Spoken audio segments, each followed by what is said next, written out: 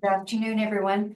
I'd like to call the meeting to order and acknowledge that we're in Treaty 1 territory, the home and traditional lands of the Anishinaabe, Ojibwe, Innu, Cree, and Dakota peoples, and in the national homeland of the Red River Métis. Our drinking water comes from Shoal Lake 40 First Nation in Treaty 3 territory. My name is Lynn Nesbitt, and I'll be chairing today's panel. Joining me on the panel to my left is Doug Marks, and via Zoom is Richard Whitbread. Our administrative personnel today is Zachary Mohan, and our assessor is Sharon Tang. We'll be hearing applications for revision of the assessment roll in accordance with the Municipal Assessment Act. The matters for which revision is requested have been described in each application, and we will limit discussion to those matters. The statements that are made at this hearing are sworn testimony, and anyone speaking to the matters must be sworn in.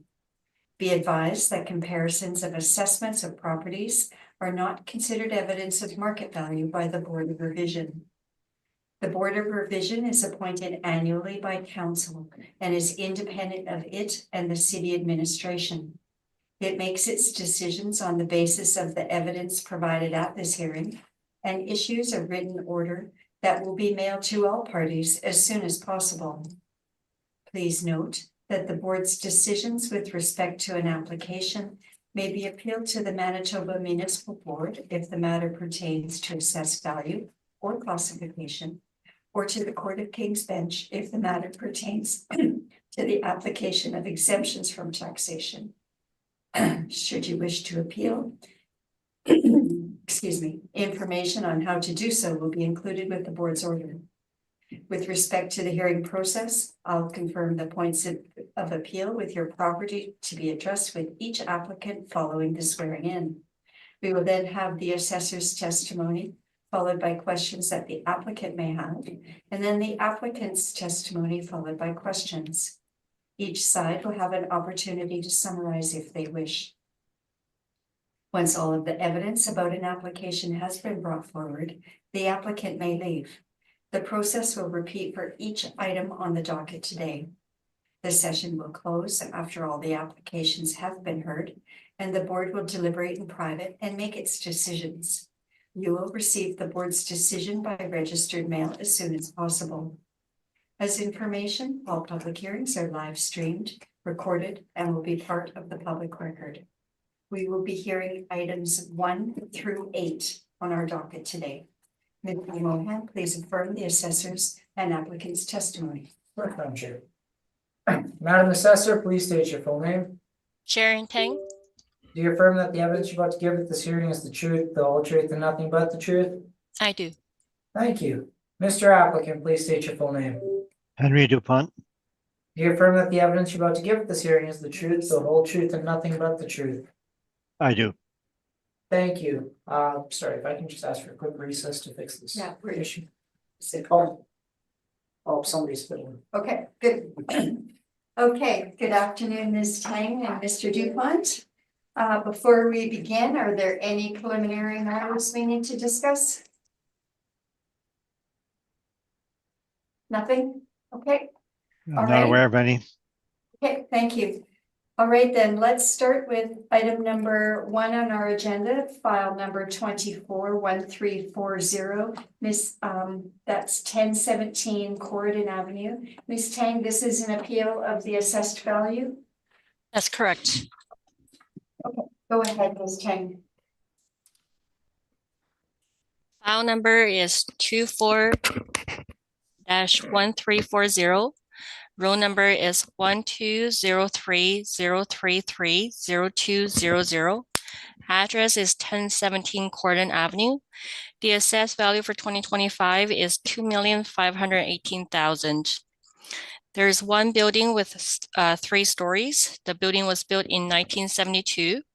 There are 22 suites and 9 outdoor parking. Page 2 and 3 of my brief shows the subject property photos and locations. And page 5 of my brief shows the evaluation calculation. So there are 10 bachelor suites, 10 one-bedroom, 2 two-bedrooms, and we assign monthly rent of $878.24. Then we use 3.2% vacancy, 46.15% expense ratio, and 4.8% cap rate, and that gives us $2,518,000. Page 6 shows the comparable rent, and 7 and 8 is the cap rate studies. And page 14 to 16 shows the subject property photos. And 17 and 18 shows the income expense information for the property. And that's my presentation. Thank you, Ms. Chang.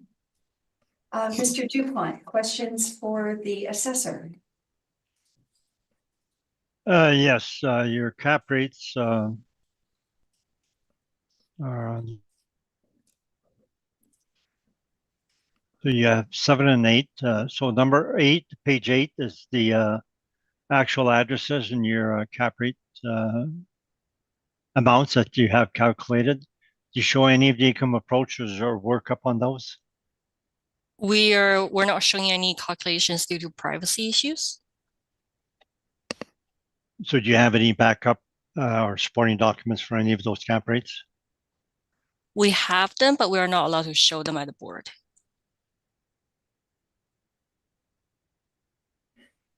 Do you know whether you've used the actual rents at the time of sale rather than the prior year's income? I think we use the actual sales before the sale date. The actual income, you mean? Yeah, the actual income, that's right. On page 7, you show cap rates for Colliers, CBRE, and Cushman for multifamily. So Colliers is low rise 5 to 6. Cushman is 5 to 5.75, and CBRE for low rise B is 5 to 5.25. So your cap rate is 4.8%, is lower than any of the minimums for those 3 brokerage firms. You would agree that you're lower than those? I know that Collier uses the sales information 12 months after the sale date. So that will cause a higher net operating income. So which means the cap rate will be higher compared to what we have because we're using historical information. I'm not aware how the cap rate is calculated for the other 2 firms, so I can't speak to them. Do you have any proof that Colliers is using the subsequent year's income? It is on their income report, page 19. Is that your page 19? It's not my page 19, it's on the Collier's cap rate study, page 19. But I don't have the information with me. Are they not saying that they're stabilizing the next year's income by using the current income? No, they're saying that they're using 12 months post the sale date to calculate their cap rate on the report. Can you actually give me the quote?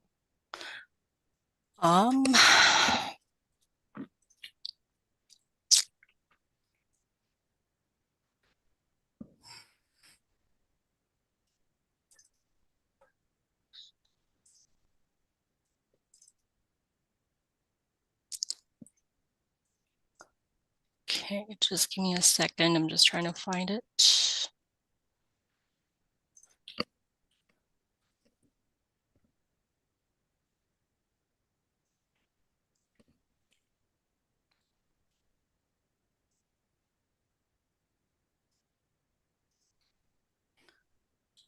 So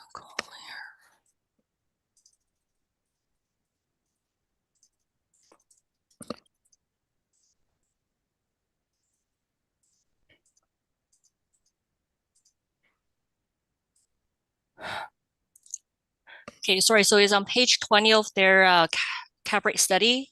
It says a capitalization rate is the property's net operating income for the 12 months following the date of sale divided by the purchase price.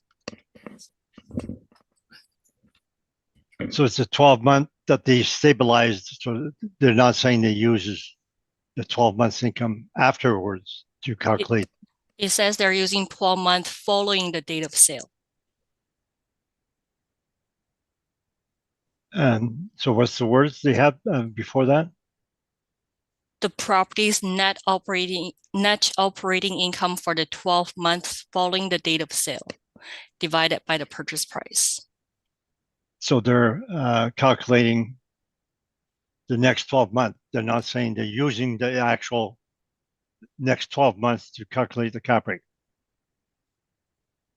So is it possible they're saying is as of the sale date, we stabilize past information and the actual rent at that time to calculate the next year's income? Isn't that what they're saying? My understanding is the 12 months after the sale date. It says 12 months after the date of sale. So the way I understand it is the 12 months after the date of sale, not before the date of sale. Okay, I think we've discussed that. Yeah, okay. Can you move on, Mr. Dupont?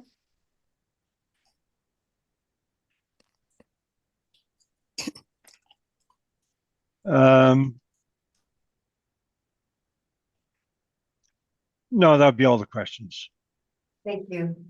Mr. Marks, question for the assessor? Yes, have there been any upgrades to this property since 1972, other than the typical year-to-year painting and that sort of thing? We don't have any permits for the renovation. There have been renovations done? There might be some renovation done just to keep up with the condition of the property, but we don't have any permits for that. If you're looking at page 14 to 16, that will give you an idea of the condition of the current property. Okay, thank you very much. No further questions. Thank you. Mr. Whitbread? Yeah, just looking on page 17, I note a penciled in sentence here. It says 3 buildings are treated as one entity, 3 roles. Does that mean that these financial statements are comprised of 3 different buildings? Do you know? Top of page 17.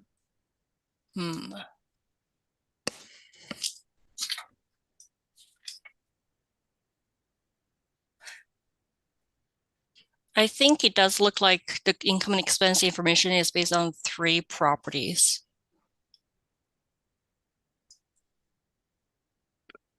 So we have no way of splitting out this particular building for the financials. If they've merged all 3 financials, then we can't see one building, can we? No. Okay.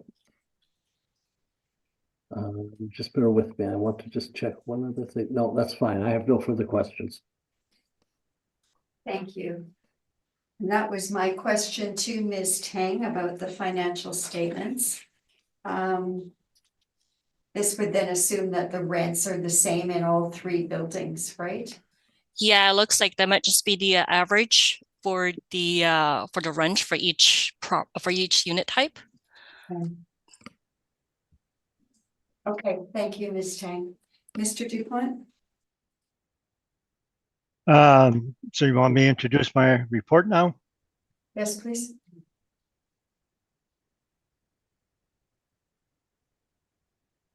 See the first page, the photos. I guess we have a few photos. So they have air conditioning on the upper floors. They don't have air conditioning. Well, I guess they do on all the floors. Then we can go to the appendix to see what we got from the internet. So Sussex has their ad. They show very little on their ad. They show the building amenities, which is not much access to the building and outdoor parking. And they don't give any photos. So we can't give to the board any of the photos. So then we have the cap rate issue is that the assessors are page 20. Cap rate, the assessors using 4.8. We're using 5.5. Oh, I believe, and where we page 20, where we say 5.55, that's a typo. Should be 5.5. Property is built 1972, and our cap rate study indicates we come with a cap rate of 5.5 to 6.25 for buildings built 1970 to 1989. And now under comments, we see it's factors. Small GFA per suite is only 702 square feet, which would include the corridor. So the suite will be smaller than that. Has wall AC in the living rooms. And the suite mix is not very good. 45.5% are bachelors, 45.5% one bedroom, and has only 41% parking. There's no amenities. So we choose the lower end of our range, but there is some negative factors to this building. So then page 21. So these are combined statements. It says the top left, combined statements for 1011, 1014, 1017. Top right, we show the breakdown of the suites that it has for those, and the subject 1017 is 44.6% of that. If you allocate by room, it shows the allocation for the bachelors are 45.5%, which we mentioned in the previous page. And the gross floor area is showing 15,451, so that's 702 per suite. So we showed the financial 3 years, 2021, 22, is for all 3 properties. Then we do a stabilization of 1017 at 44.6%. And then to line 13, if we allocate 44.6%, then that effective gross income is 226. The assessors 224, so we are not disputing the assessors. And if we use the expenses allocated is 110, and the net NOI is 115, and the assessors are 120. So we're slightly lower than the assessor, but nevertheless, we'll agree with the assessor's NOI. So therefore, we are disputing cap rate only. So when we apply 5.5% cap rate, we get a value of 2,197,000 versus the assessment 2,518. That would be my report. Thank you, Mr. Dupont. Ms. Tang, questions for Mr. Dupont? I have no questions. Thank you. Thank you. Mr. Whitbread, I have none, thank you. Mr. Marks? And I have none as well. Thank you very much. I do have one, Mr. Dupont. Your cap rate study, your typical cap rates for good quality properties, the table on page 13 breaks it down by year. How did Altus determine that those breakdowns, the yearly breakdowns? We look at the reports for the Collier, CBRE, Cushman, and then there are 5 to 6, so that the we start off, let's say 2005 is 5, and then we have the age groups, and we have increments of about 0.25% from that. So the next age group, 1990 to 2004, 5.25, then goes up to 5.5 for 70 to 1989. We pretty much have the same age categories following CMHC and previous categories that the assessor had. So those are relatively normal categories that we have. So that it follows that. Then we have the 6 comparables. And based on what we obtain from those 6 comparables, we come to calculations of that cap rate for 1970, 1989. There's a spread there, a 0.75% spread. A lot of that would be for either negative factors or for size. The assessment department has higher cap rates for larger properties over 100 suites and maybe more. So the assessment department would be a 6.25 or even higher for large properties of that age.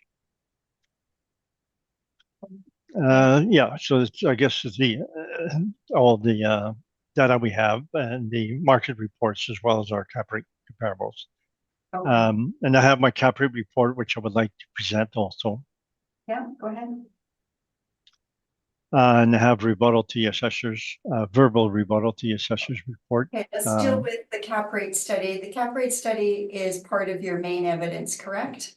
Yes, Okay, so let's go through then the cap rate study, and this would apply to all properties on the docket, right?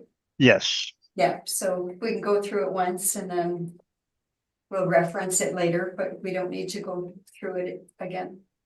Unless you want to. Oh, no. No, page 12 is the list of the 6 comparables we have. We would remove 738 St. Mary's. We found out the last hearing there was an error in the taxes for that property. So we're down to 5 comparables. We showed the ages and the year built. Now, the 2 largest projects are 150 Hendon and 2390 McPhillips. 150 Hendon is 59 suites. It's not overly large. And built in 1972, and it was calculated 5.42% cap rate. 2390 McPhillips calculated 5.59. And then we have the workups for each one. So the next page is T45 Talbot.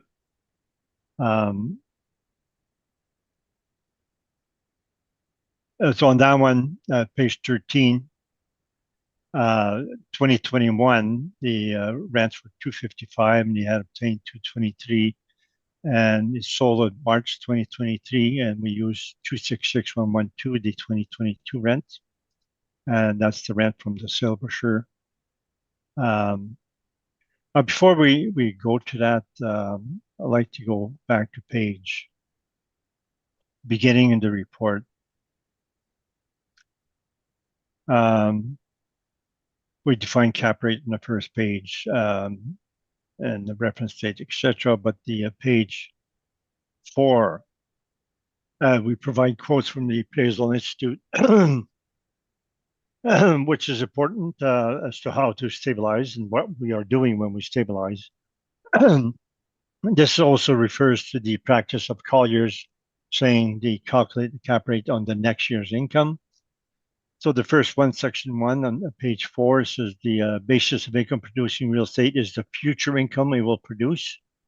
The historical data on the property market or a market is relevant only insofar as it helps interpret current market anticipation. So therefore you use the data you have, the historical and the current, to determine the future income. So people are not buying past income. They're saying, what am I going to get in the future? This is what I'll pay for what we get. So we use the historical and current information to actually anticipate or estimate the next year's income. And that's the proper way to do an appraisal.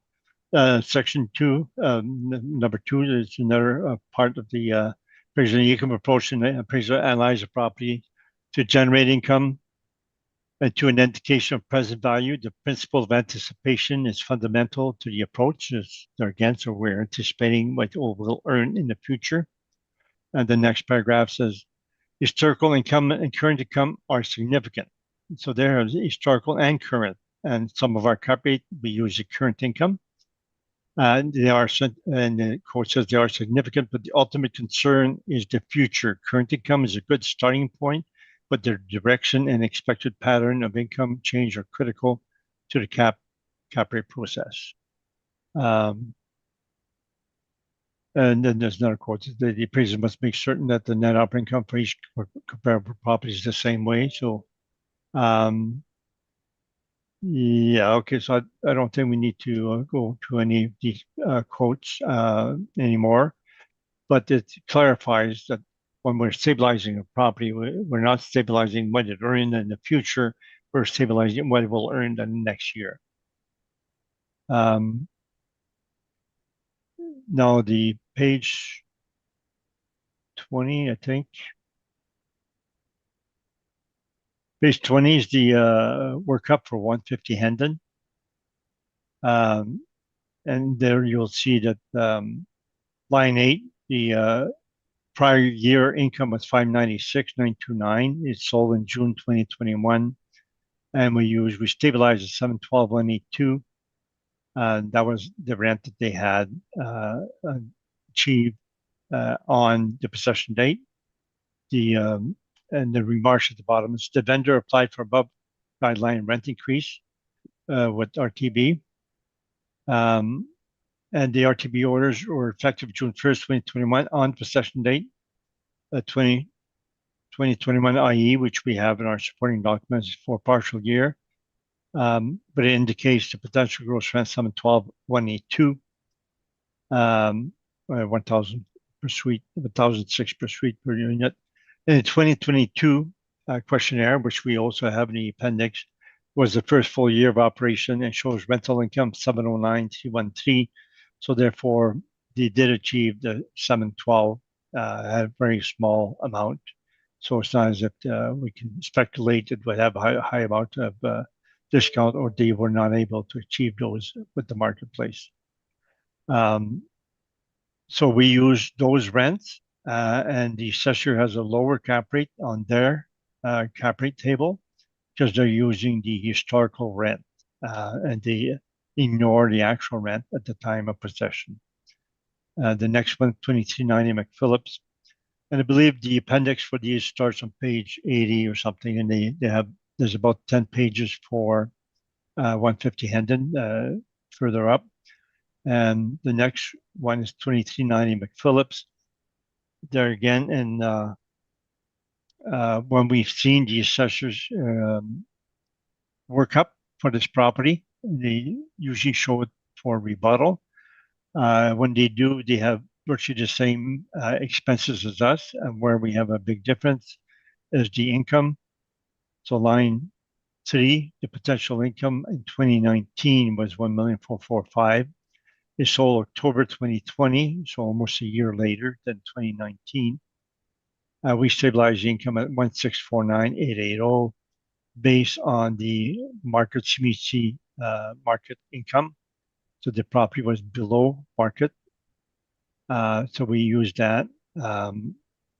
And one of the reasons we did that is because we found out that the purchaser increased the rent by 24.5% after purchase. And this is a new property, 2015, so it was not as if they did renovations after. It's just simply that the purchaser increased the rents. And some of that is shown in the remarks. So the rents in place were below market. CMHC rents are calculated there. It has ensuite washer, fire, appliances. So it's a newer property. A lot of the benefits they have, stainless steel appliances, etc. 146% parking, so and balcony. So it's a very good quality. So it's superior properties, similar to most properties built that vintage. The next page 22 will show how we arrive at the rents from calculating CMHC. And those rents that we use are much lower than the actual rent that the purchaser obtained afterwards. So the purchaser obtained 24.5% increase, but we use the lower market rent. But the fact that they got 24.5% indicates that the vendor's rent were below market. So we have documentation and all those properties that we have. We come to the cap rate conclusion, page 24, from that in the market reports. And that would be my report. Thank you. Ms. Tang, any questions for Mr. Dupont?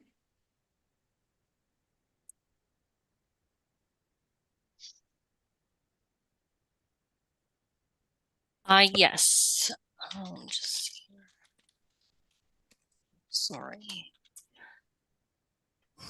So for 2390 McPhillips, so your workup expense information is based on the historical expense that was reported by the previous owner before the purchase occurred? Yes. Okay, but you're using a future rent for the calculation. For like any other property, especially commercial and industrial, we use market rents at all times. It's very, very standard at the boards to use market rents, and we're using market rents. And that is the way an appraiser should do it also. So for 150 Hendon, you're using the future rent? We're using the rent that was approved by RTB on possession date.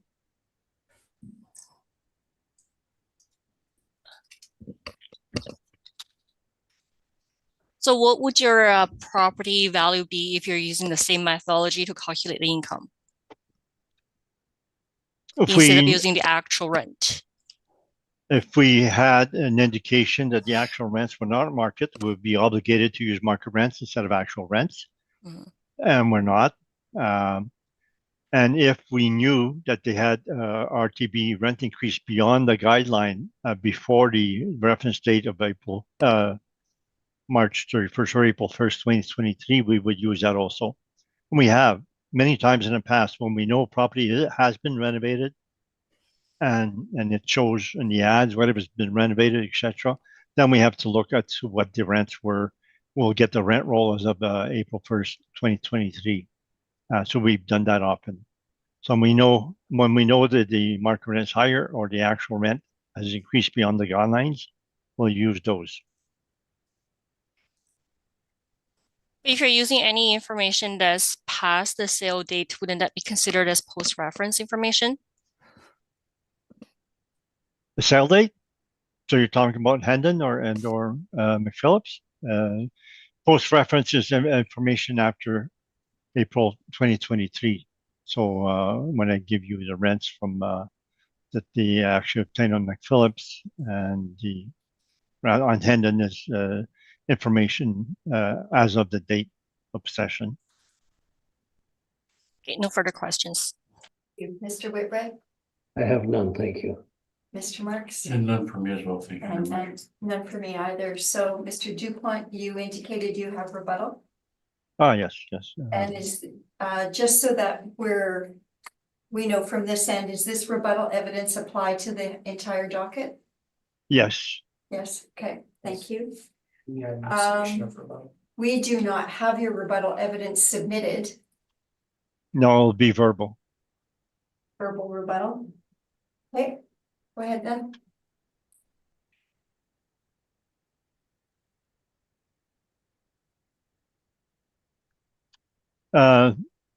This says your 459 Sergeant. The city uses historical income in their cap rate stabilization. And there's an MLS listing showing what the gross income was at the time of sale. So we use the rent at the time of sale based on the MLS, so that the purchaser would have used the rent that existed at the time of sale, not the historical rent. So the assessor, I believe, has done that many times, where they use the lower historical income rather than the income at the time of sale.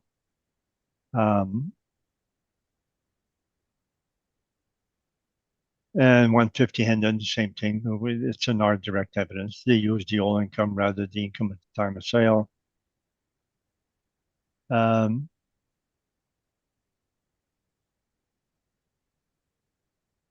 Maryland, 677 Maryland, they're using a 2020 sale, and there's one that occurred April or March 1st, 2023. So they're using purposely an older sale when the newer sale would be the most relevant. And we use the most recent sale. And it actually went down from the sale that the assessor had for 2020.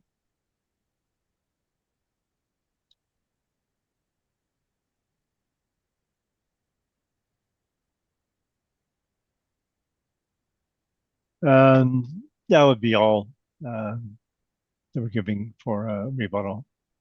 Ms. Tang, anything on the verbal rebuttal? Any question? Yeah, sorry, just the last part. I just want a verifications. So it sounds like there was a sale that we were using I guess the more older sale instead of the more recent sale. Which property was that?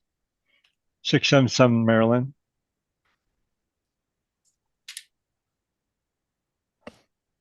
At your page 8, in the middle of the page. Yeah, 677 Maryland, sale date, December 2020. And you're using the 2022 information? Uh, 2023 sale. Oh, the March 1st, 2023. Yes. And there's only 1 year information to calculate the income and expense. Yeah, what we have, but nevertheless, it's the proper sale to use. And my rebuttal is that you're using an older sale. Okay, sounds good. No further questions. Mr. Whitbread, And I'm fine, no thanks. Mr. Marks, None from you, thank you. thank you. And Ms. Tang, do you have rebuttal? I don't. Okay, thank you. Then that will conclude item number 1. Just take a minute, get the next one.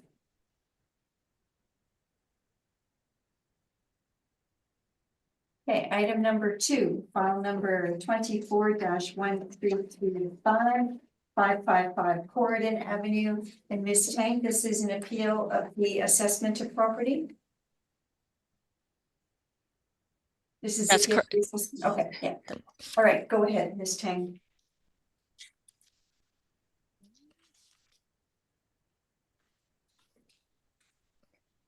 File number is 24-1335.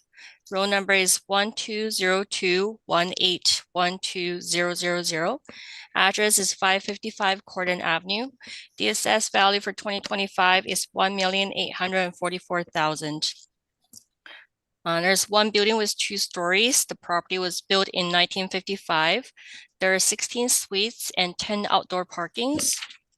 Page 2 and 3 of my brief shows the separate property photos and locations. And page 5 shows the workup valuation. So there are 13 1-bedroom, 3 2-bedrooms, and we assign monthly rent of $943.99. Then we use 3.2% vacancy, 47.98% expense ratio, and 4.95% cap rate, and that gives us $1,844,000.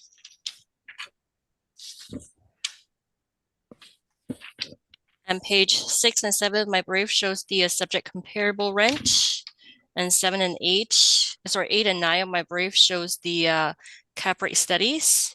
And we can see that in 2018, the property was sold for $1,575,000, and that has a cap rate of 5.74%, and which supports the 4.95% cap rate that we have for the property.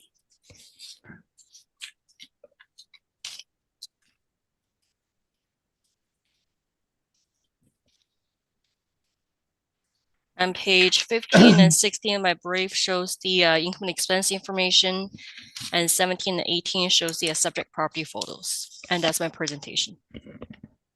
Thank you, Ms. Tang. Mr. Dupont, questions for Ms. Tang? Did you attempt to do a site-specific evaluation on this property? No.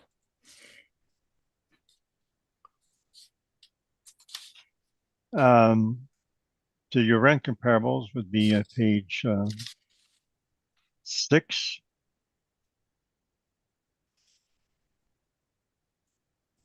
That's correct.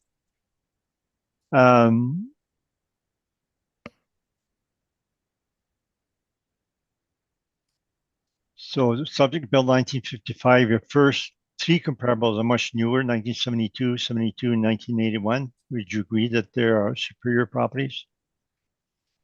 I agree. And your last comparable 535 Corridon Gross floor area is some 29 versus subject 845, but the rent is 807. You're giving 944 for subjects. Would you agree that that particular comparable indicates lower rent than what you have here at 944? I agree. Would you agree to our calculation of the effective gross income of 162,803?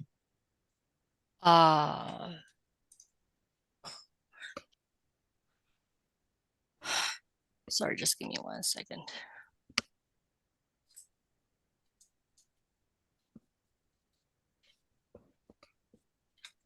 Sorry, which page on your brief shows that? 14, page 14.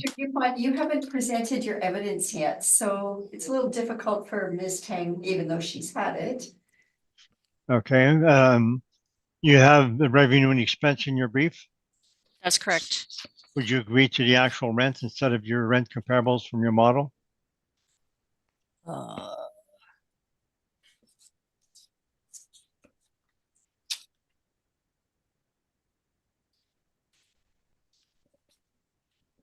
Can you give us a page number, please? Page 15. Thank you.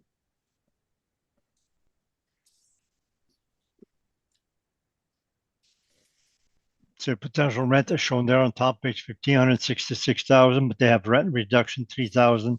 They have rent discounts of 54.99. And they have some coin laundry and some parking. Prepaid should not count. So would you agree to 161,000, the actual rent that they got and income? It does look like their rent is slightly lower than what we have.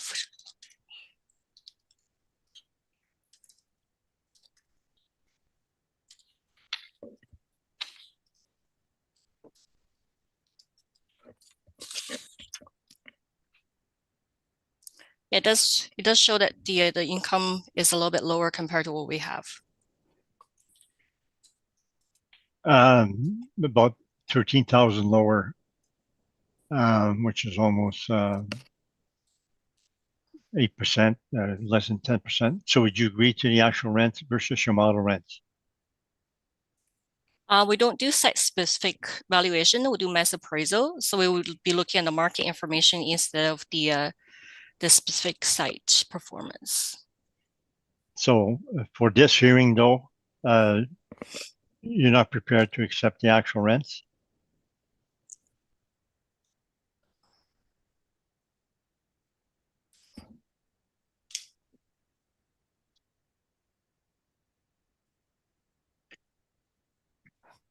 I'm not able to accept the actual rent, unfortunately.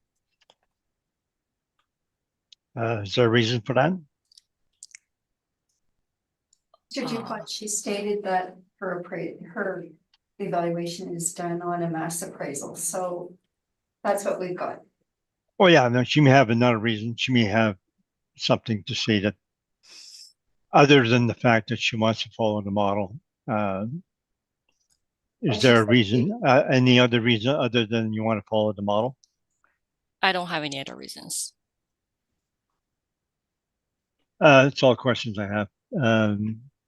Well, except cap rate, the 4.95 for property built 1955 is not kind of low compared to your cap rates on the page 8. The brokers, Collier, CBRE, and Cushman, they're 5 to 6, or 5 to 5 to 5 3/4. You're 4.95 for an older property.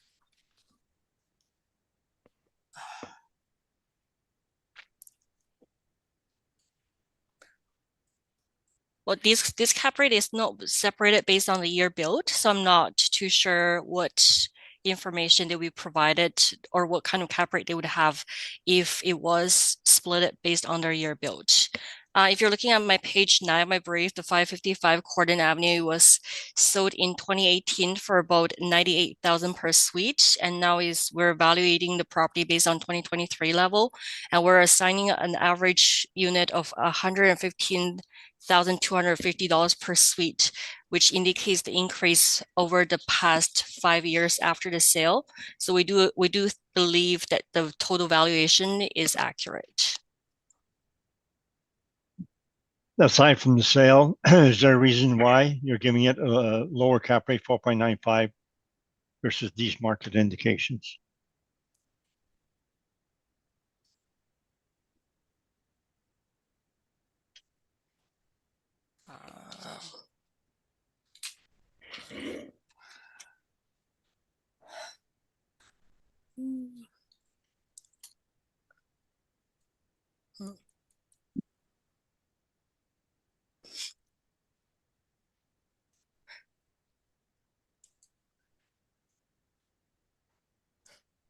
If you're looking at cap rate study on page 9, it shows that 727 Sargent. It was also built in 1955, and that one has a cap rate of 3.46%. And we assigned a cap rate of 4.95%, which would be quite supportive. And that property was sold on March 31st, 2023, right before the reference date.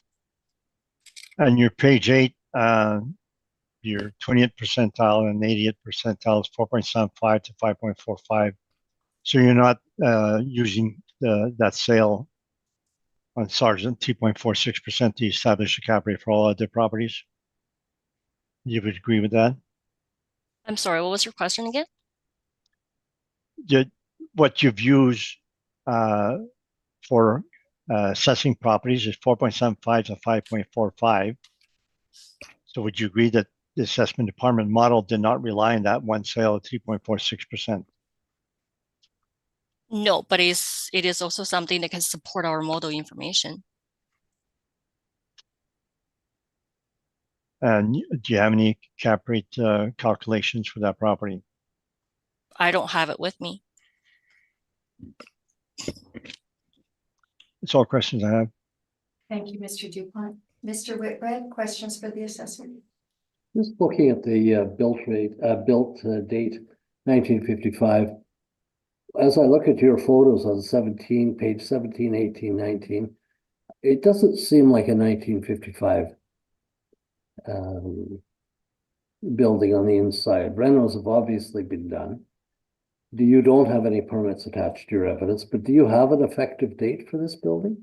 No, there was no permits in our system indicating that the renovation has been done for the property. So we didn't inspect the property to adjust the effective year built for the property. Okay, thank you. No further questions. Thank you very much. Mr. Marks? My questions have been asked and answered. Thank you. Thank you. And I have no additional questions, so thank you, Ms. Tang.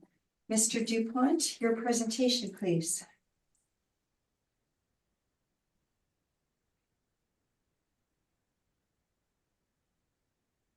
Yes, we were unable to get the photos from the website, and the assessor has some photos, possibly from a previous appeal. But I would suggest that the hardwood floors that it shows in the photos would be original, and the cabinets are very, very simple and plain. So when we're doing a 1955 building, we do not assume that it's all the same building materials, exactly the same 1955. They likely replace the roof 2 or 3 times. They likely replace the boiler, if any. They've likely replaced a lot of the cabinets and flooring. It's a very normal for them to do so. The only reason to have an effective gross age would be if they did a whole bunch at the same time and renovated to more of the standard features that they have on newer properties. So I don't think this property would qualify as updated in any way. I mean, they're not stuck in 1955 like most properties are not. So the cap rate we have on page 13 1946, 1969 age group, we have 5.75 to 6.5. We use 5.75. And we showed that the parking is only 38%. Gross floor area per suite is 845. And you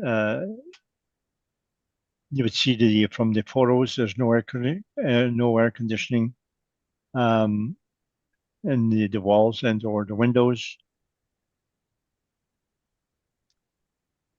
And the questionnaire, page 21, where it says for air conditioning, they don't check either central or wall AC, so it's not checked. And then the building amenities on page 18. This is control entry, no pets, on-site laundry facilities, outdoor parking, professional management. They don't say air conditioning at all in there.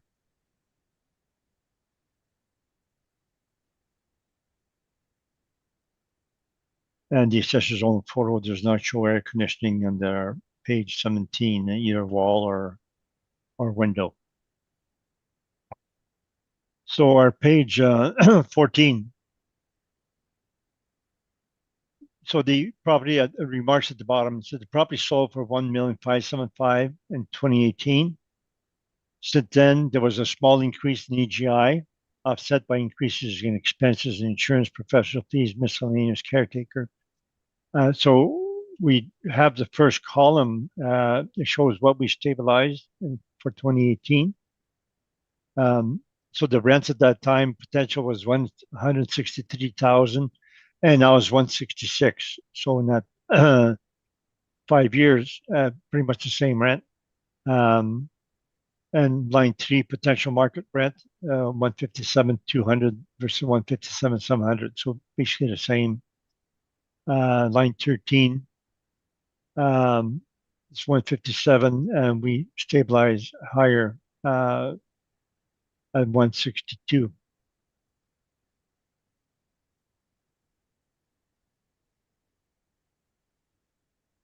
In blue, I show the costs. Insurance was $27.35 back in 2018. It's now $88.50, so almost triple. Utilities pretty much the same. The repair and maintenance, 2,300 has now gone up, and we use we now stabilize actually a lower repair and maintenance, 19,000 versus 23,000 back then. Expenses 67,000 back those days, and we stabilized at 82. Caretaker was extremely low, 217 then versus 8,500. Now the caretaker could have been part of it at a discount. And now it's 85.29. It includes part caretaker. We can look at the financials. You'll see Sussex gives us a hint as to how they do that. So we can go to the financial statements. Page 22.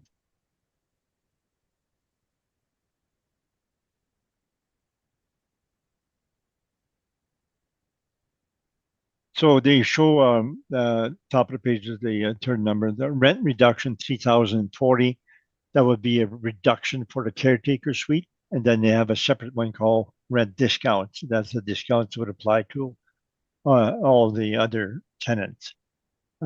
So then later on, the next page, they have middle of the page, wages, salaries, and benefits for caretaker, 8323, wages cleaning, 154. Then miscellaneous interior and painting, that would not be caretaker. We put that into repair maintenance. But the 105 workers' compensation, we put that as part of the caretaker. So back to our spreadsheet. So when we do a site-specific stabilization now, line 33, we have a net income of 80,446 versus previously in 2018 when they sold at 90,000. the cap rate worked to 5.73. And now it works, while we're using same cap rate 5.75, but it's a lower net income of 80,446.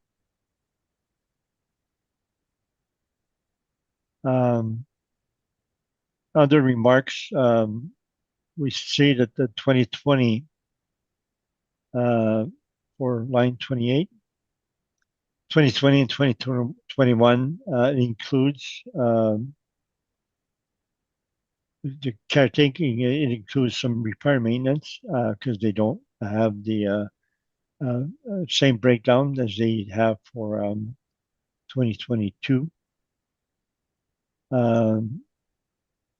At 22, caretaker is 8583. That's specifically caretaker.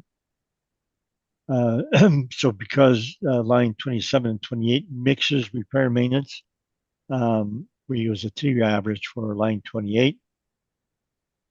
And the repair maintenance is stabilized at 1193, which is the 2 years shown in blue, 2019, 2021.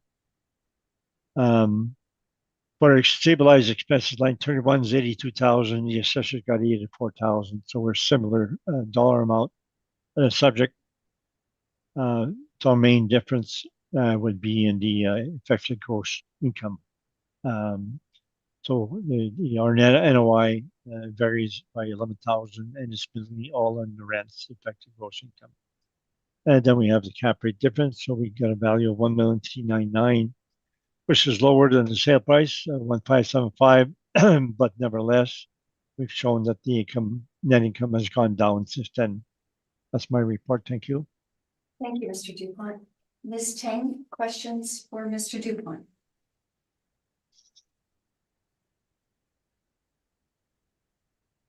So in your opinion, the property in the area has gone down since 2018?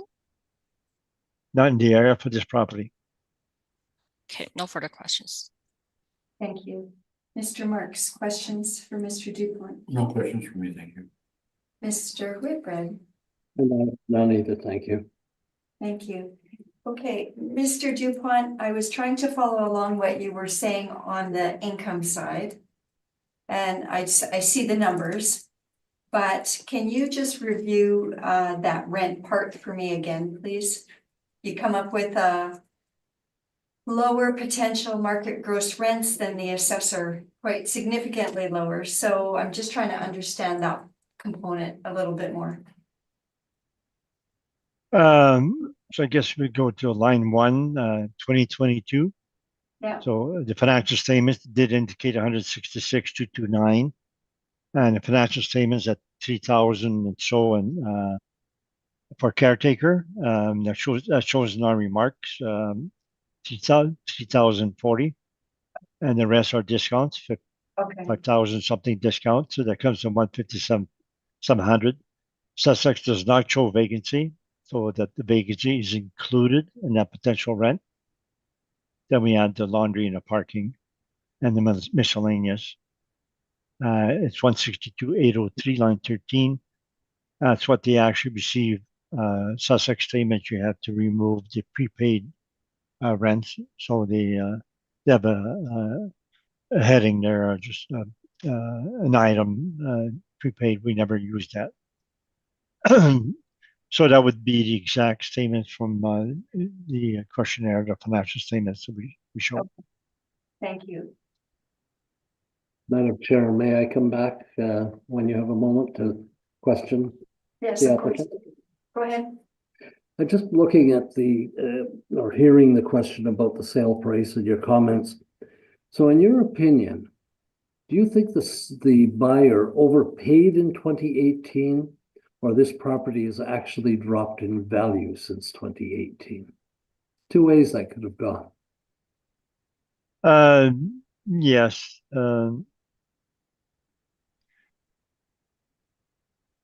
I guess an afterthought, the property did not increase in net income, they decrease in net income. And usually that does not happen. So they were unable to increase the rents. it pretty much have the same potential gross rents. The discounts that they had, 6,048 and only 217 in caretaker.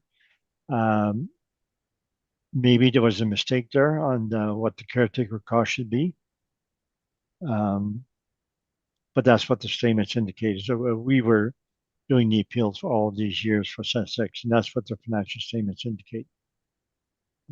So there could have been an error in the caretaker, but nevertheless, we know we have 4 years after that, and we stabilize. So I'm looking at that and please bear with me. Yeah, I so see what you're saying. So you started 2018 at 163, 2019, 163. In 2022, the rent is 166. So you're saying no increase in rent.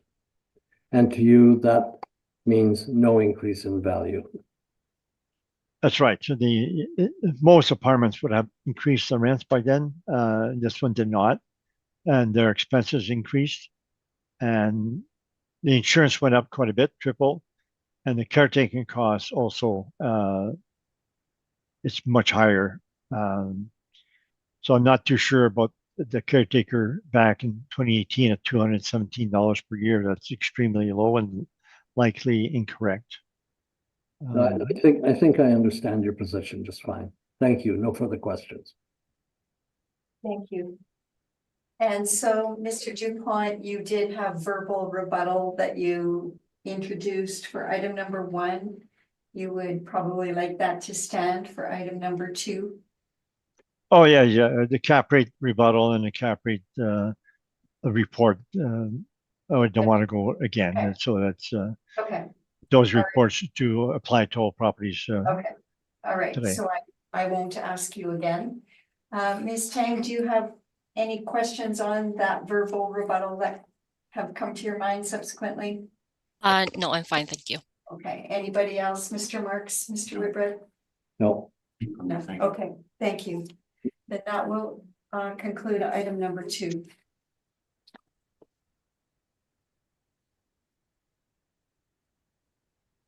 Okay, item number 3. File number 24-2173, 508 McMillan, and Ms. Tang, this is an appeal of the assessment of property? Yes. Okay, please go ahead. File number is 24-2173. Roll number is 120215860000. Address is 508 McMillan Avenue. The assessed value is $3,267,000. There's one building with 3 stories. It was built in 1914, and there was a permit for the property in 2015 looks like, and upon inspection with the I guess the property owner or the manager, we believe that the effective year built for the property is now 1940, and there are 23 suites with 5 outdoor parkings. Page 2 and 3 of my brief shows the subject property photos and locations. Page 5 shows the evaluation. So there are 19 one-bedrooms, 4 2-bedrooms, and with an average monthly rent of $1,127.16. Then we use a 3.2% vacancy, 45.22% expense ratio, and 5.05% cap rate. And that gives us $3,267,000. Page 6 and 7 shows the comparable rent and photos, and 8 and 9 shows the cap rate studies. And page 15 shows the income and expense, and page 16 shows the permit information. And that's my presentation. Thank you, Ms. Tang. Mr. Dupont, questions for the assessor? So when did you increase the effective age? It looks like it was, sorry, the permit looks like it was from 2016. So we had the inspection done in 2016, and we changed the effective year built since then. So around 2017. It's 2016 looks like. Oh, okay.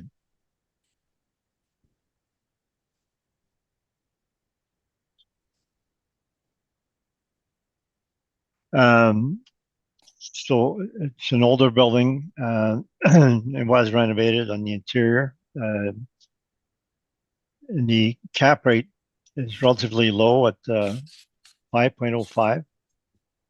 So is not a low cap rate for this age group.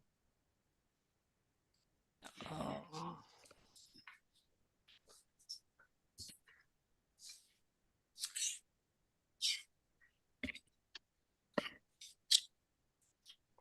It seems pretty consistent with the model information that we have.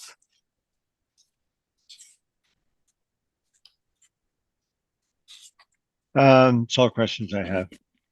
Thank you, Mr. Dupont. Mr. Marks, questions for the assessor?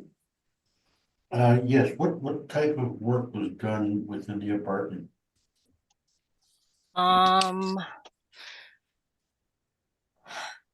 So from the inspection, it looks like there's a new kitchen, bathroom, painting, painting the suites, hallway doors, and the electricals includes new services, new panels, new lights and plugs. And that's all the information I Was there a have. plumbing upgrade as well? I'm sorry, Was there a plumbing upgrade done as well? it doesn't look like it. Okay, thank you, no further questions. Thank you very much. Mr. Whitbread? Well, I'm looking at the permit, and it actually says fire repairs to an existing apartment building. So it sounds like there was a fire in the building.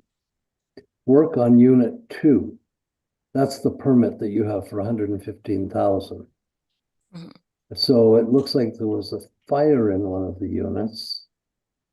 And then some other stuff done. Work in unit 12 includes smoke, sealing, and painting. So it doesn't sound like the entire building has been renovated.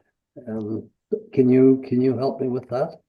Yeah, so when we had the permit, we went there for the inspection. So through the inspection, we noticed that all the units has been renovated. So that's why we, well, I mean, like sometimes people don't have the permits for the entire renovation. So upon inspection, we changed the effective year built from 1914 to 1940. I'm sorry, I missed that part about the inspection. And you noticed every suite had been upgraded. That's correct. Period. Yeah. Okay. And no, that's fine. No further questions, Madam Chair. Thank you. Thank you. I have no additional questions, Ms. Tang. Thank you. Mr. Dupont, you may begin with your presentation, please. Yeah, okay, we can start with the photos. Page 1, it shows the front, then it shows the side there with the exterior stairs. All these old properties at the fire escapes, and which we don't have in the newer properties, but these may require maintenance. And then we have the maps, etc. But I think we should just go to the appendix, look what the property looks like. So we have page 16, the ad from Torwin Properties. So amenities, it says parking is limited. Parking has laundry room, and it's pet friendly, so they don't show very much there for amenities. And then the next page says renovated 1 and 2 bedroom suites are ready to cater to your needs, spacious and bright.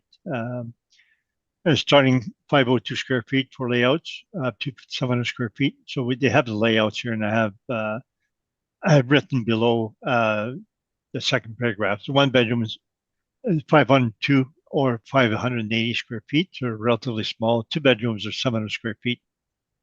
They don't show a floor plan for the 2 bedrooms, but what they have online is here shown 580 square feet.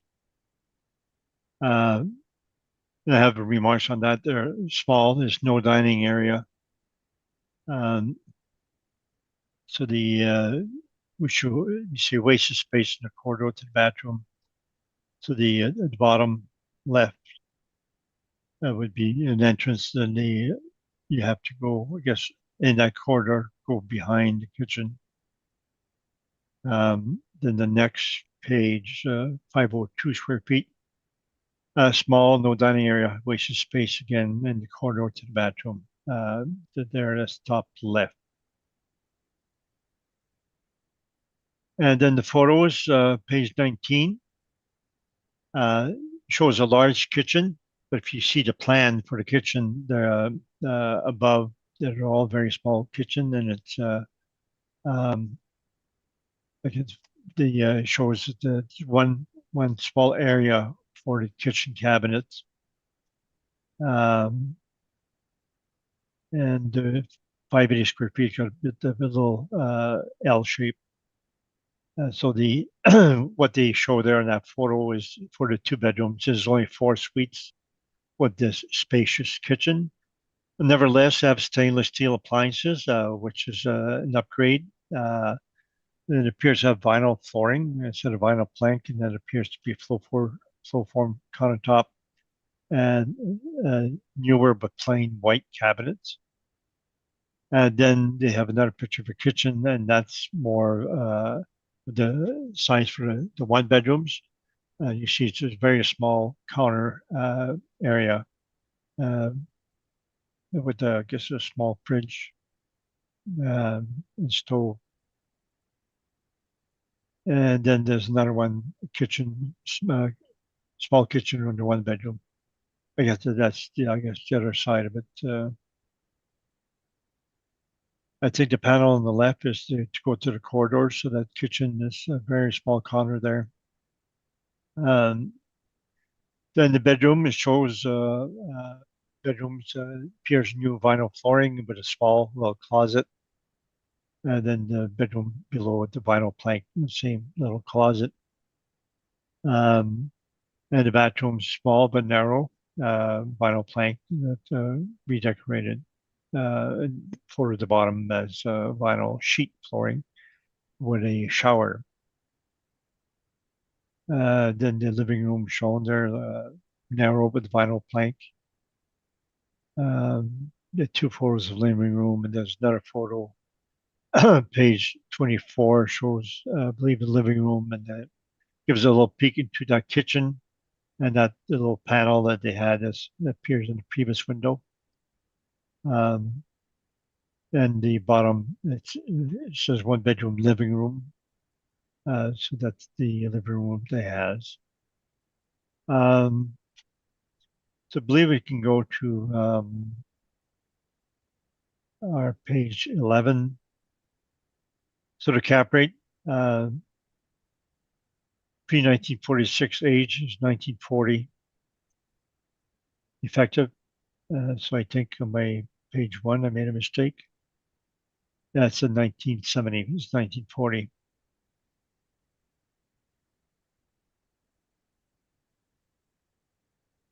So back to page 11, this masonry is renovated, vinyl plank, stainless steel appliances, modern bathrooms and kitchen.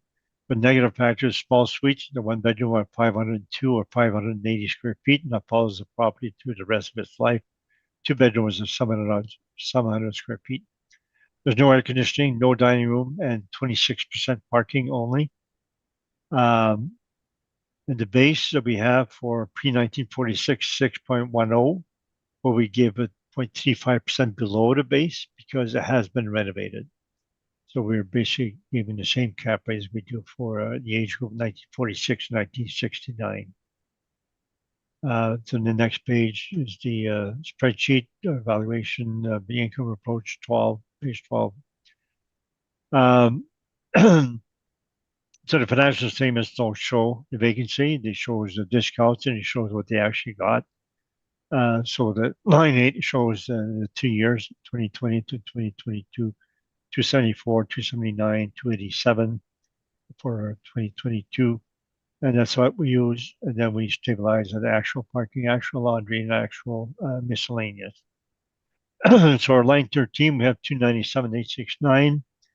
This is about 3,000 less what the assessor has, so we're very close.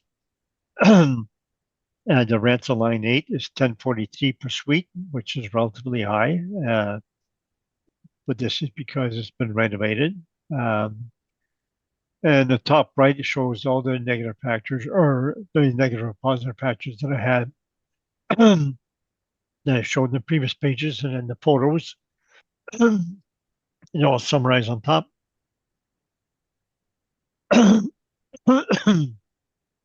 Excuse me, I may need to take a break for water.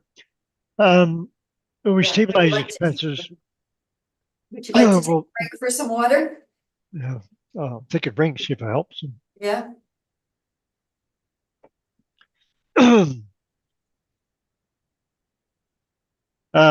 Yeah, so when we stabilize expenses, line 31, we have 125,000 and the assessor 136. We're lower than the assessor dollar wise. We're lower than the assessor percentage expense ratio, 42% versus the assessor 45.2.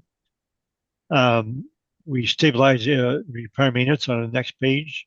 It shows what the spending. We used 5-year average or 3-year average for most of it. It shows the bottom shows the actual for each of the years: 1063, 1380, 1366, and we stabilize at 1270. So back to the previous page, page 12.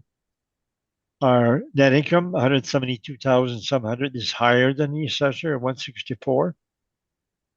So we're mainly cap rate dispute. So we're using 5.75 versus the assessor 505. So we get a value of 3,000,004. And that compares to the 2016 sale price, 2,530. So we're able to increase the value since then. And that's my report. Thank you, Mr. Dupont. Ms. Tang, questions for Mr. Dupont? I have no questions. Thank you. Mr. Whitbread? No, I'm fine, thank you. Thank you. Mr. Marks? Yes, just one, in the living room area, I noticed there was an old steam heat rad as well as electric heat baseboard. Is that steam heat rad still in use, or is that just there for decoration?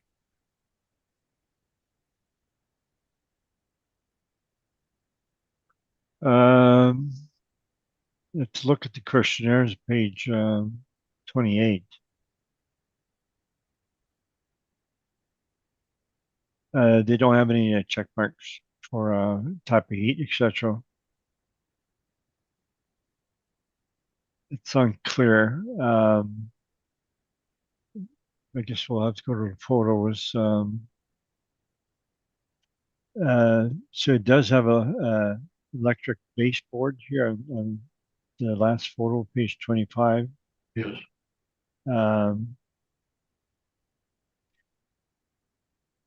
Maybe they're using both. Okay. Page 23 doesn't show, I guess, electric baseboard. And not a big deal. Yeah,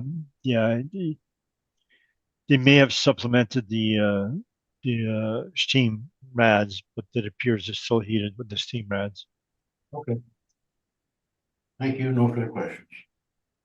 Thank you. I have no questions either. I guess then that would conclude item number 3. So let's do one more if everybody's okay before we take a break, get halfway through. Yep. Good. Okay, item number 4. File number 24-1422. The address is 501 McMillan Avenue. And Ms. Tang, can you confirm this is an appeal of the assessment of the property? Yes, it is. Okay, then please go ahead with your submission. File number is 24-1422. Roll number is 120216010000. Address is 501 McMillan Avenue.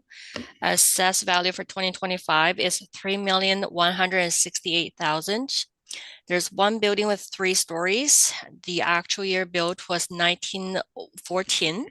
There is a permit for the property, and which upon inspection with the caretaker, we noticed that the property has been renovated, and we changed the effective year built to 1944.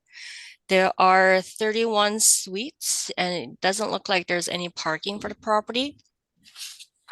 Page 2 and 3 of my brief shows the subject property photos and locations, and page 5 shows the evaluation. So there are 1 bachelor suites, 31 bedrooms, and we assign monthly rent of $847.15. And we use 3.2% vacancy, 47.55% expense ratio, and 5.05% cap rate. And that gives us $3,168,000. And page 6 is the comparable rent and photos, and 7 and 8 is the cap rate studies.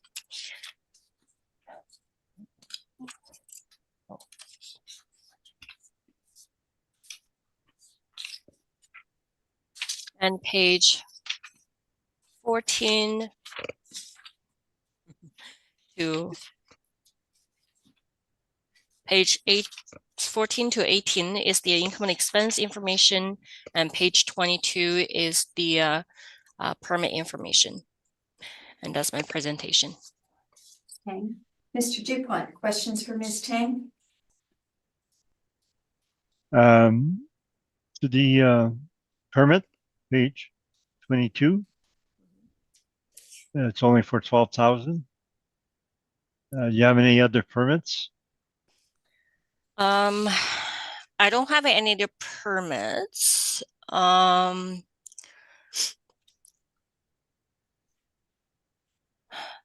It just shows that we inspect the property in 2019.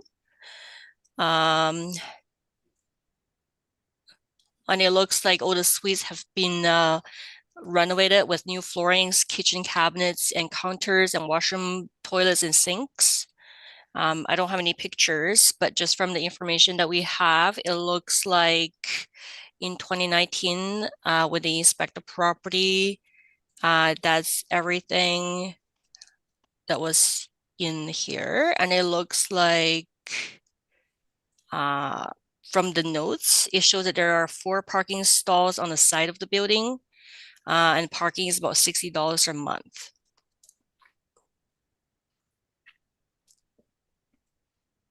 Do you know the extent of these renovations? Was it vinyl plank? Was it vinyl sheeting, carpet? I didn't look at that information. Was it stainless steel appliances or white appliances? Did they replace appliances on your inspection?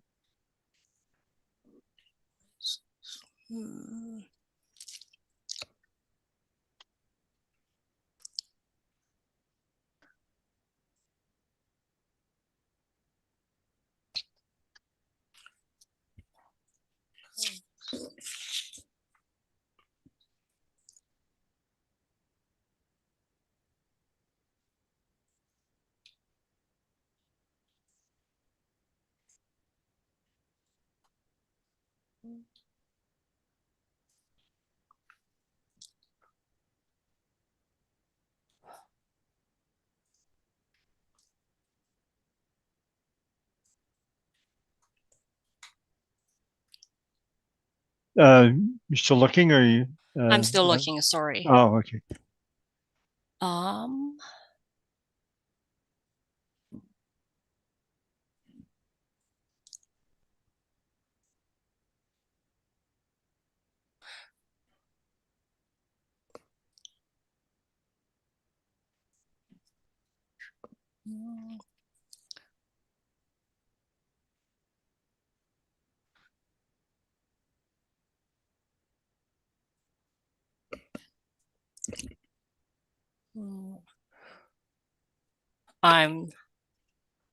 I'm not too sure what exactly is there. And you don't have any questionnaires that indicate the high amount of repair maintenance or capital expense as per the requested by questionnaires?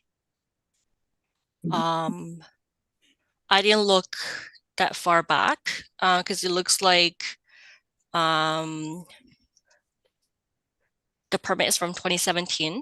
And I think I only look up till 2020.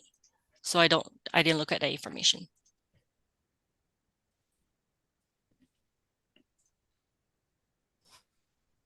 That's all questions I have. Mr. Whitbread, questions for the assessor? No, I'm fine, thank you. Thank you. Mr. Marks? And none for me, thank you. very much. And me as well. So, Mr. DuPont.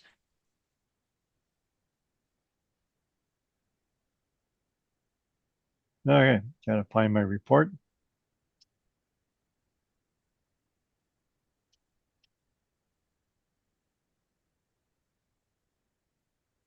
Okay, got it. So page 1 shows the pictures of an older building.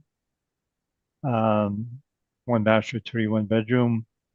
And the second photo on page 2 shows the unpainted exterior with some parking along the lane, which would be parking that does not belong to the building. So they actually charge people. They have parking income.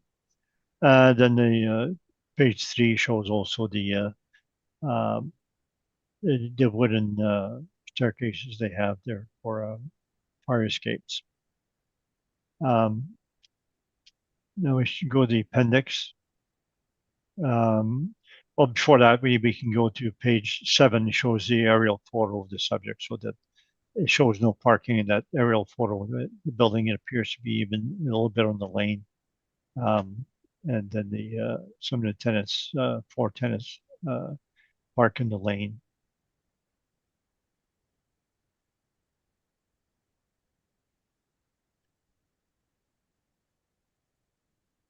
So then we have an email from the owner, page 20, saying there was an error in the questionnaires, so that the income on line 105 is our potential income before vacancy, whereas line 05 was asking for income after vacancy.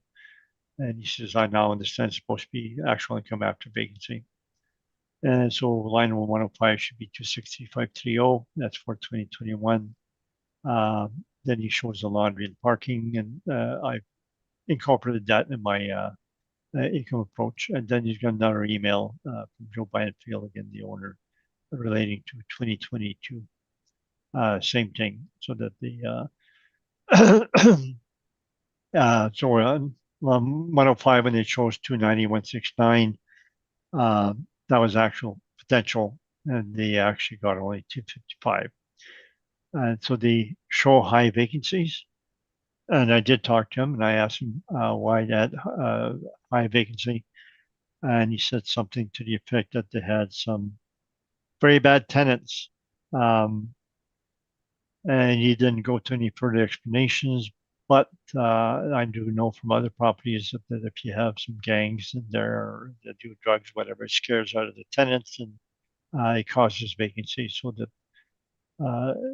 whatever tenants they may have that are causing the problem could cause vacancy for the rest.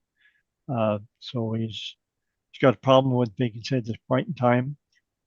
We have the questionnaires starting on page 22. Now that it shows the potential there, 290, page 22. Then page 23, where it shows 290, line 105. That's incorrect. He thought there was a potential. And then the next page, page 24, shows a vacancy on top, 26,639. So that's actual vacancy that he had. Then page 25 is the 2021 questionnaires. The only thing to look at is the repair maintenance. Is shown there, 33,000 on page 23. And then the second page, page 24, but the questionnaire asked for capital cost summary. He's got 0 for windows, roof, etc. And so we have a similar thing for 2021 with the potential being wrong, and the repair maintenance It's 33,000 for on page 26, and there's no cap rate, capital cost on the next page. The high vacancy in 2020, repair maintenance only 30,000, and the next page has no capital cost summary.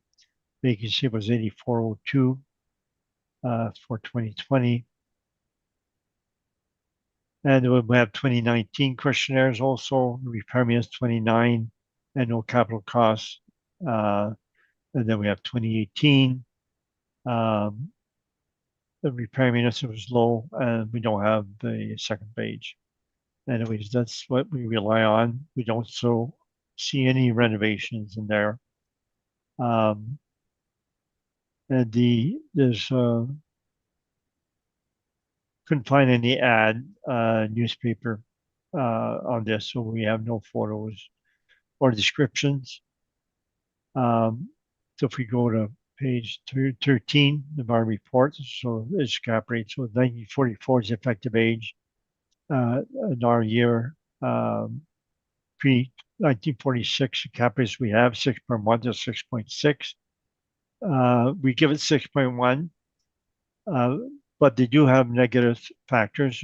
First of all, it's wood frame conditions. Inferior rent, low R&M and low rents. Parking is none. There's parking in some lane, which would be illegal parking. Size is very, very small suite. GFA is 583 square feet. Has basement suites, no air conditioning. So if we go to the next page, our spreadsheet, so it shows the gross floor area is 18,000. That's pretty accessory. Divided that by 31 suites, and what you got 583, including corridors. So you have very, very small suites. There's no parking on site. Now the line 3, the potential rent that it has is 780, which is not very high. It's not a renovated suite. It's not the rent you would get from a renovated suite. The assessor's got 847 for that. The actual vacancy that has line 4 and 5. So line 2021 they had 9.2% vacancy, 26,000, and 2022 they had 12.1, 35,000. So I confirmed with the owner that the vacancy was indeed that high. So then they got a 12% vacancy. We stabilized at 7%, which is lower, so that we're giving 5% less than the actual vacancy, but higher than the assessment department. So line 13, after we had laundry and parking, they show 975 parking, but they have no parking lot, so they're actually charging these tenants to park in the lane. Line 13, we have 273,000 NOI, and the actual was 258. Previous year was 267. The year before that was 273. So we stabilized basically at 2020. So they've encountered vacancy problem 2021, 2022, apparently due to the quality of tenants. It's a problem he has, which may take a while to resolve. So line 14 insurance it's went up quite a bit over the years. Now we stabilize relatively normal actuals for a lot of the expenses and averages for some. The line 24, they do pay for cable for the tenants, and that adds to the expense ratio. 3.4%, so that adds 3.4% to expense ratio. They do have waste and snow removal. We do the average. Repair maintenance, we stabilize a relatively low amount of 1,071 per suite. Our caretaker, we go to actual taxes, actual. The repair maintenance is the next page, page 15. So 2019 to 2022, we don't show any extraordinary repairs or roof or hot water tanks. It does not show up in their financial statement or the I&Es that they're given. And I even have 2018. It doesn't show any high repair minutes or CapEx. The actual repair minutes at the bottom for the last 4 years, 994, 1018, 1084, 1243, we stabilized at 1071, which is the 4-year average. So back to the previous page. So line 33, we have 130,000 net income versus the assessor at 160. So we're 30,000 less. Expenses is very, very close. We have actually less expenses. So the whole thing is in the rents. The difference is in the rent. And then we have a cap rate difference. They have 5.05, which is a very low cap rate for an older property. And I believe the assessor has low cap rates for small properties. So the fact that it has 31 suites is what gives it the low cap rate. Certainly not its age or condition or its negative factors at small GFA and no parking. So when we apply 6.1% cap rate, we have a value of 2,133,000 and versus the assessor at 3,168. So that's my report. Thank you, Mr. Dupont. Ms. Tang, questions for Mr. Dupont? Just one question regarding to vacancy. So on page, I guess 15 or 16 of your brief shows the 3-year stabilization. So it shows that the vacancy is, so line 5, it shows that there is nothing for 2022 and 9.2% for 2021 and 12.1% for 2022. If I scroll down to the income and expense provided by the owner, it looks like for 2021, they have 9.05% vacancy. And what page are you on there? A page looks like 24, 25. That shows the 2021, December 31st, 2021 income and expense. It shows the vacancies at 9.05. Yeah, that would be probably at the end of the year. So I guess I'm just wondering where, and it shows that 2020 is 2.9. Sorry, just 1 second.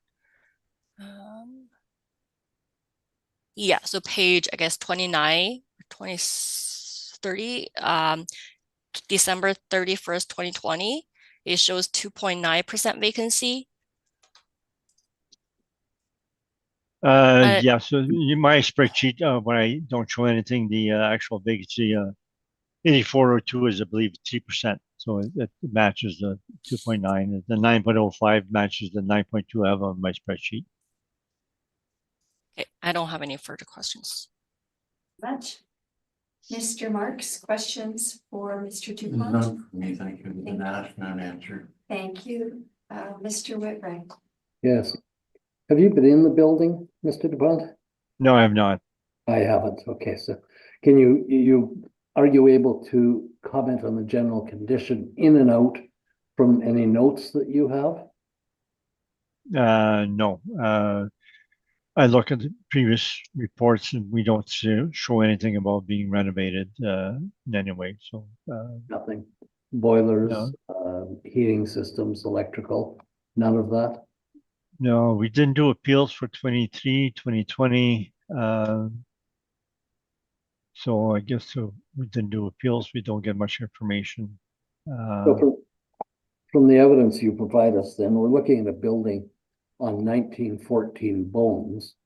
Really, that's the that's the structure. Yeah. Other than that, yep. But I guess a 1944 interior cleanup or reno of some sort, but we don't have any evidence to that either. No, and the questionnaires don't show any capex whatsoever, and the rents are relatively low, in part due to small suites.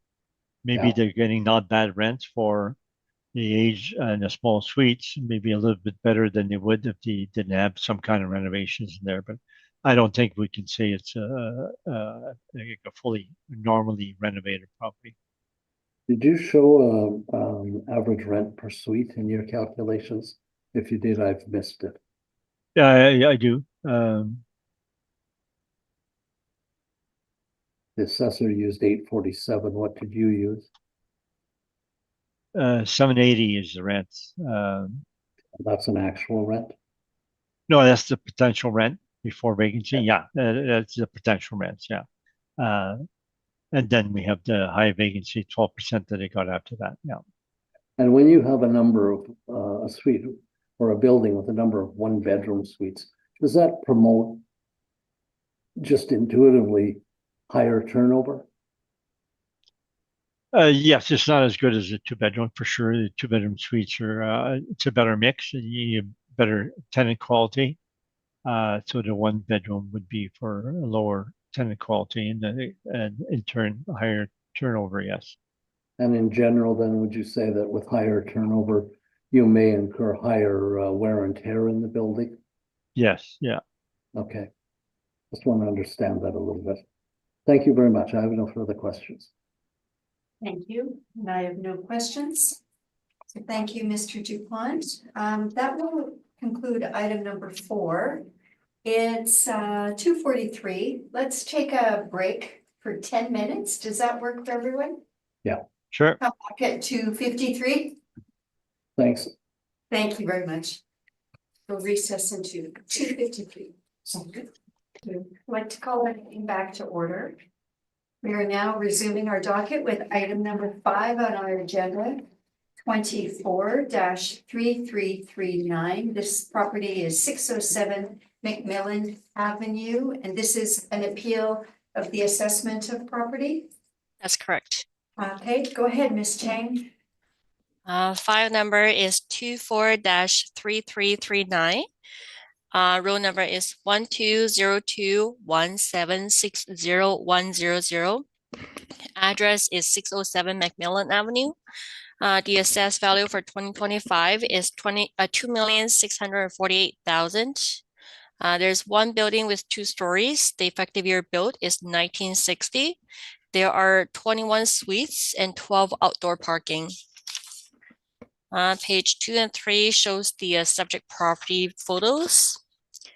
And it shows that the property was sold in, page 4 shows that the property was sold in 2017 for $2,176,000. And page 5 shows the evaluation. So there is 1 bachelor suite, 5 one-bedrooms, and 15 two-bedrooms. And we use a monthly rent of $1,042.79. And we use 3.2% vacancy, 47.43% expense ratio, and 5.05% cap rate again. And that gives us $2,648,000. And page 6 shows the income information. So we can see that the net operating income reported by the owner is $123,365. And we have the parking for $67 per spot, and there are a total of 14 suites. 14 spots, and the total parking income is $11,256, and that gives us a total of $134,621 for NOI. And page 7 shows the comparable rent and locations. And page 8 and 9 shows the cap rate studies.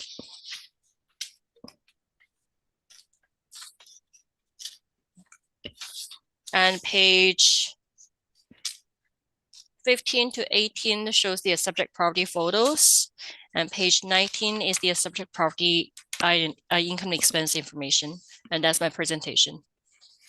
Thank you, Ms. Tang. Mr. Dupont, questions for Ms. Tang? So this property does not appear to be renovated in any way. From the pictures, it's pretty up to date.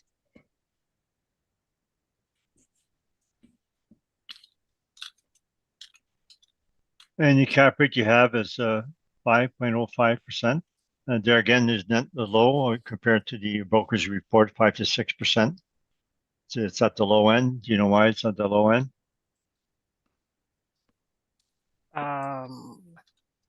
Not according to the city's cap rate study.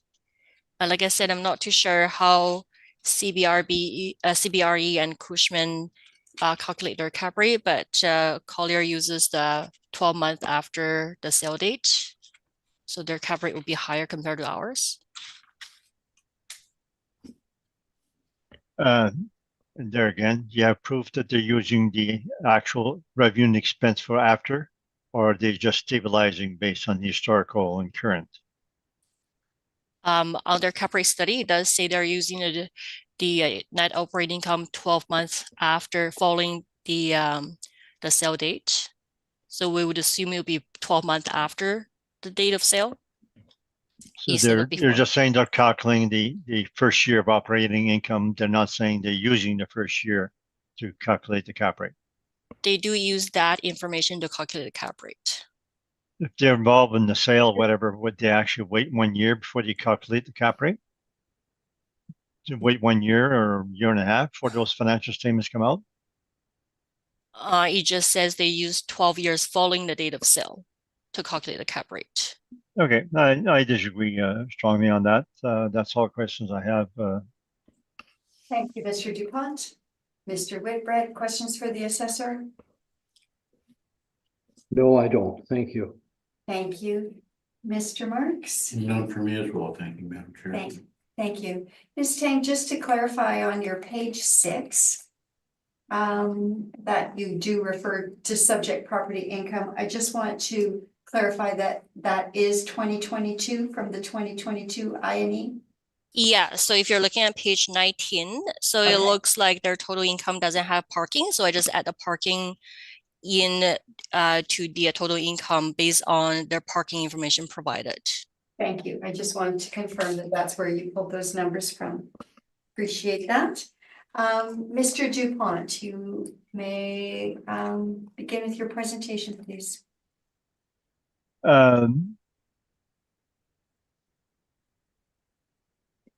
Okay, and I'm not going to ask any more on that. But yeah, okay, so my report, the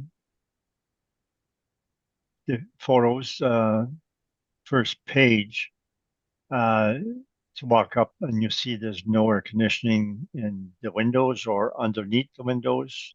So it has no air conditioning.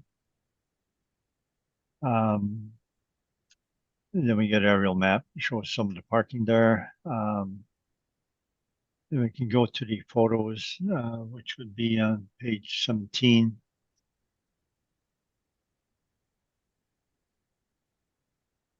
So that appears to be a vinyl plank. And the kitchen you can see is very small, the small little walk-through kitchen. The white appliances, then another living room photo. And then we have the kitchen there again. And the kitchen appears to be original mahogany cabinets. It had a lot of mahogany in those times. Now, and the pictures look okay, but usually mahogany does not wear that well. Be a lot of chips and usually a veneer also. And the closet, page 19, sliding, it appears also mahogany. So it has. Mr. Dupont, you're fading out a little bit. Oh, am I? Oh, Yeah. You hear better now? Maybe I just moved Yes. my. Can hear much Okay. better. Okay, and then the last photo, page 20, that has a tubs around there, so that that's improved somewhat there. Now we can go to our page 11. So our cap rate study indicates 1946, 1969, 5 3/4, 6.5. Subject built 1960. Masonry condition, I see was good. There's no air conditioning, small kitchens, basement suites, parking 66.6%. So we go to the bottom end of the range, 5.75. So we're not giving it a premium in any way, for its negative factors. So the next page 12, if you look in red, bottom right, it says cap rate dispute only. So, I won't spend too much time on this. But it shows line 3, the rent that it has, so that it's averaged 1069 per suite for 1960, which is relatively good rent, slightly higher than the assessor. I used their vacancy. If you look at bad debt, they do have relatively high bad debt every year. So the area should be a good area, but the quality of tenants shows that they have a lot of bad debt, some vacancy in there. Line 13, we're slightly higher in EGI. The repair maintenance, we stabilize at 1,500 per suite. And it shows the next page 14. There's no breakdown. We exclude 2 high years, 2019, 2020, to get an average. The average is 1774, but we default down to 1,500. So we go less than the actual repair maintenance, even after removing the high years. So back to the previous page 13. I guess I repeated the income approach on page 12 and 13. So expenses are slightly higher dollar-wise to the assessor. Expense ratio is slightly higher, but NOI 133,558. We're a couple of hundred apart, and so we're down to cap rate only. So the assessor is 5.05. We're at 5.75. Shows the previous sold in 2017 to 176. And we can't put too much weight on that. We have to go with whatever income approach they're getting now. So we go site-specific income approach, and we go slightly higher than 2017 purchase price, and that's my report. Thank you, Mr. Dupont. Ms. Tang, questions for Mr. Dupont? I have no questions. Thank you. Mr. Marks? None for me, thank you. Thank you. Mr. Whitbread? I have none, thank you. Thank you. I have no questions either. Thank you for that. That will conclude item number 5.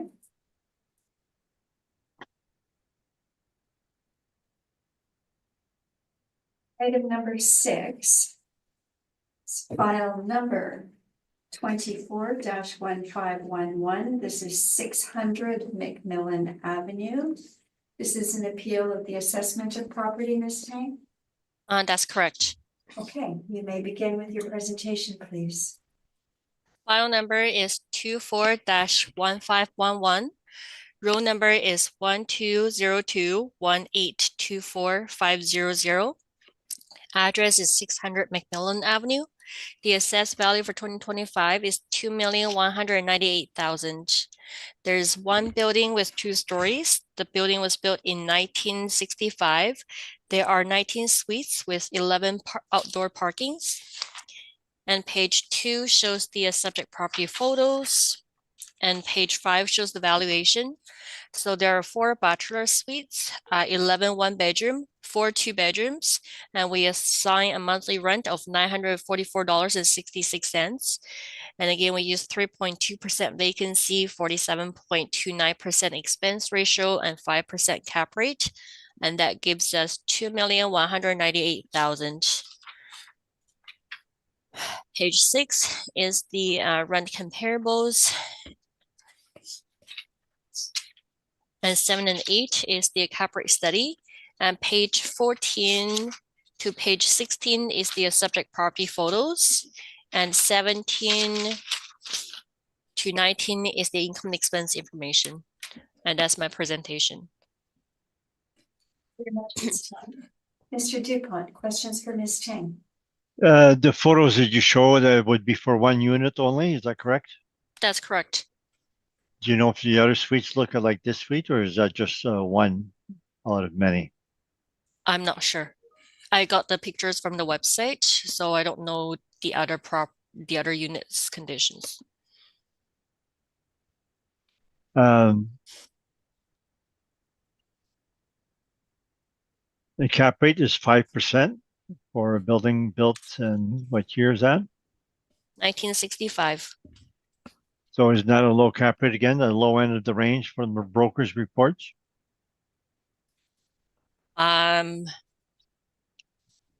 It I guess it supports the other properties that we are assessing the properties actively. It's all questions. Thank you, Mr. Dupont. Mr. Whitbread, questions for the assessor? No, I don't have any, thank you. Thank you, Mr. Marks. And none from me as well, Madam Chair. Thank you. I do not have questions, so Mr. Dupont. We'll go to the appendix first. So the page 8. So that's the current ad by Sussex, and it shows the exterior. Then it shows their amenities. The next page, which is very little. Laundry facilities on site. I mean, one laundry room, and parking, outdoor parking available. It doesn't say very much. But if you do an internet search, you get the next page.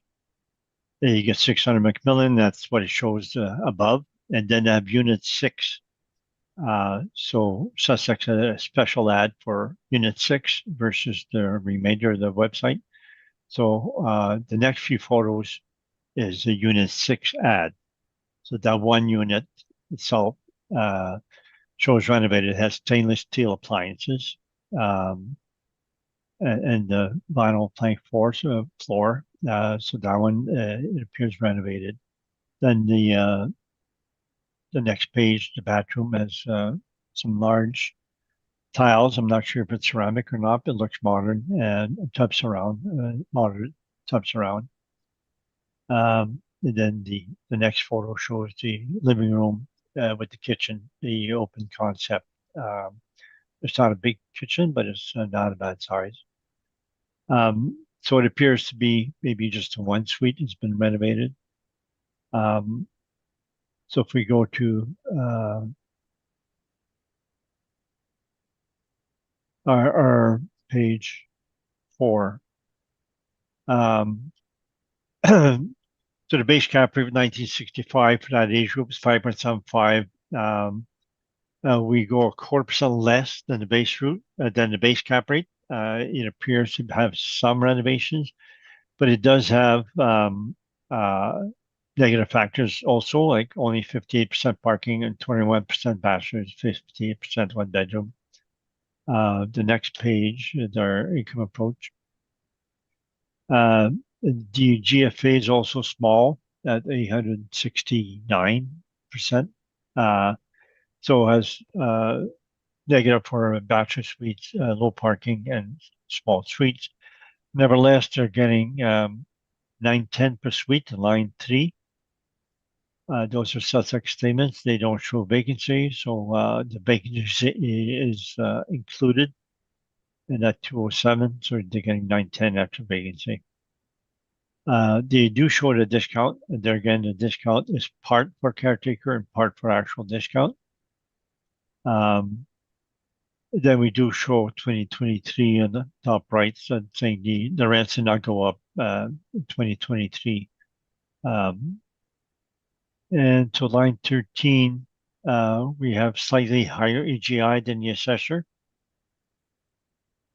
Now the repair and maintenance on this property is quite erratic. It's line 27.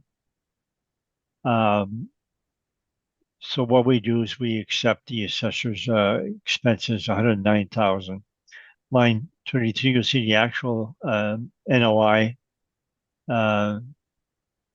Well, 2020 is high because they have a credit of 32,000 from a prior year repair and maintenance, so I can't rely on that. And then the expenses are relatively low. The 7,000 repair maintenance doesn't make any sense when it's 19 suite. So we use the assessor's expenses dollar amount. We have basically the same EGI to start with. So therefore it ends up to being a dispute cap rate only. We use 5.5, a 1/4% less than our base. Because there's evidence of some renovations. The rents are not that high, 910, so that I would assume from those rents, they're not over 1,000 or 1,100. That you would assume that they're not all renovated, only some. But nevertheless, we had a lower cap rate than our base, so we come to a value 1,998,000. Remarks, which says renovated 2017, 2018. The questionnaire says owner paid for rentals themselves, and it does not show the Sussex statement. So we don't know what the owner did. And then the rent that they got. Line 1, you see the rent in 2018 was 124,000, and they increased it to 192 the next year in 2022, after then 2017. To the 124,000 rent was extremely low. 124 divided by 19 divided by 12, $500 in rent. So that the rents were extremely low before, and now it's 910. It's not that high. It's probably very close to most properties in that vintage, 800-900, and the renovated properties would be more 1,000, 1,100. So it's in between. So in the past, it suffered from having very low rent and being probably neglected. So now it's kind of erratic for the repair maintenance, and that's why we use the assessor's expenses. We're down to cap rate only, 5.5. Then based on the rents, I don't believe it's major renovations involved. That's my report. Thank you. Thank you, Mr. Dupont. Ms. Tang, questions for Mr. Dupont? Just one question. So based on the information, the workup that you have on page 5 or 6, it shows that the subject property has an average of $142,521 for net operating income. Oh yeah, because they have 32,000 credit from our repair maintenance, so that's totally unreliable.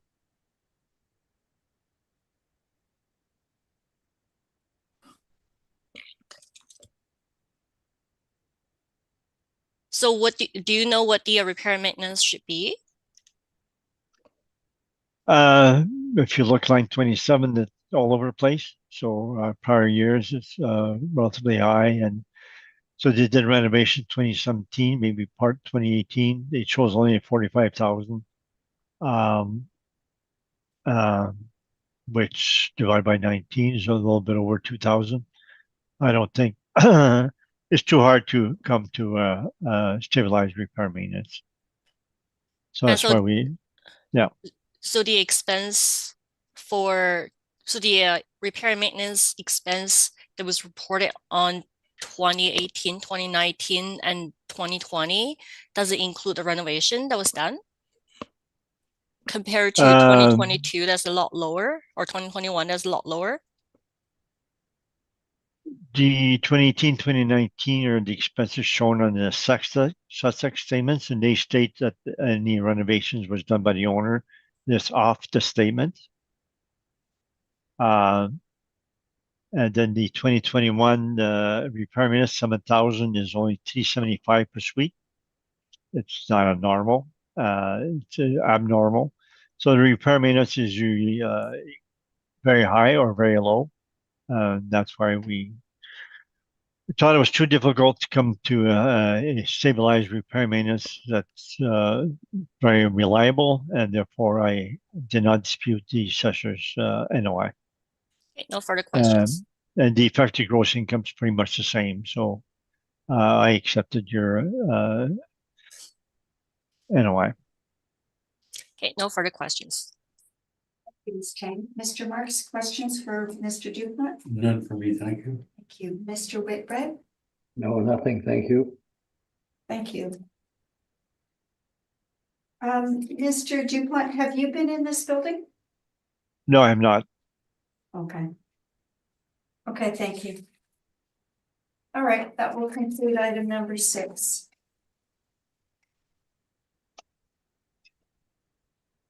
Item number 7, file number 24-1348. This is 671 McMillan Avenue. And Ms. Tang, this is an appeal of the assessment of the property? That's correct. Okay, go ahead, please. File number is 24-1348. Rule number is 1202214300. Address is 671 McMillan Avenue. The assessed value for 2025 is $2,360,000. There's one building with 2 stories. It was built in 1960, and there are 19 suites and 17 outdoor parkings. Page 2 shows the subject property photos. And 5 shows the evaluation. So there are 10 1-bedrooms and 9 2-bedrooms. And the monthly rent is $1,029.66. And then we use a 3.2% vacancy, 47.52% expense ratio, and a 5.05% cap rate. And that gives us $2,360,000. And page 6 is the comparable rent. And 7 and 8 is the cap rate studies. And page 14 to 16 shows the subject property photos. And 17 and 19 is the income and expense information. And that's my presentation. Thank you, Ms. Tang. Mr. Dupont? No questions. Thank you. Mr. Marks, questions for the assessor? Yes, your cap rate seems to be lower continuously right throughout this whole group of properties we're dealing with today, and it seems that they should be a little bit higher. What are your thoughts on that?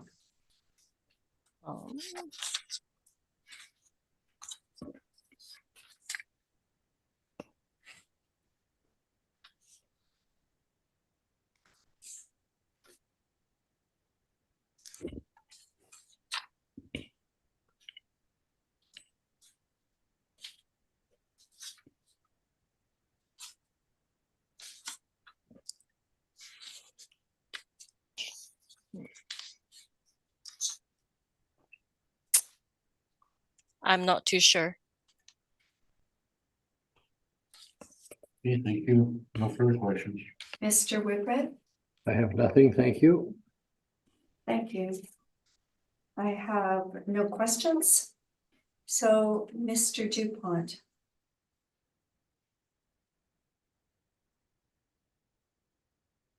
Okay, page 1, photos. See, it has air conditioning in the windows, all 3 stories. And all sides of the building seems to have their air conditioning in the windows, so therefore we could say it's air conditioned. We can go to appendix, look at the photos. So starting at page 17,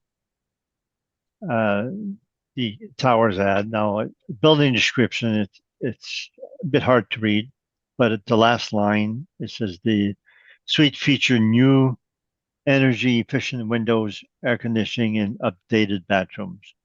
So they don't say updated kitchens or anything else. And then under amenities, it does not say renovated. It says ensuite laundry and security entrance and surface parking. So then we have the photos, page 20. Shows the photos, the white appliances, and there again appears to be original mahogany cupboards. The kitchen kind of ends with a very small flooring there, and the that appears to be maybe a vinyl plank in the living room. And then the page 21 has older kitchen floor, the old vinyl sheet flooring, white appliances. That appears to be the older mahogany cupboards. Then the bedroom, don't stand much. The white closet and the flooring may or may not be new. The bathroom, this was updated, so they put a tubs around there. So that would be it for the photos. So then we can go back to page 12. So property built 1960, 19 suites, and the assessor's cap rate is 5.05. And I believe most of the cap rates for today are low because they're small number of suites. The model has lower cap rates when they have suites in around the 15 to 20, 30 suites. So the assessor has the low cap rates mainly due to size. So for our cap rate study, that age group 46 to 69 is 5.75, 6.5. We give it a cap rate of 5.75. The comments, 1960 condition appears good, well maintained. Outdoor parking is good at 105. GFA is good at 943. As window, AC, living room, white appliances, normal finishes, some older floors, no balconies. So we put it at the bottom of the range, 5.75. We don't give it a premium. The next page, page 13. So the rents they're getting is 1,012 versus just such a 1030. So it's a bit higher than some of those we had here today, but part of that is the fact they have 9 2-bedrooms, or almost 50% 2-bedrooms, and their gross floor area is a bit higher. So I would say it's not due to the fact it's renovated, it's due to its size, the suite sizes. Then it has discounts and they have vacancy, and we stabilize actual vacancy. Then we have the laundry and parking. So line 13 or AGI is almost the same or slightly higher than the assessor. Line 11, they have the realty tax refund. They show it as income rather than showing it coming off the expense. And we say that we take it off line 30. Otherwise, we would be skewing the income or skewing the expenses. To the statements,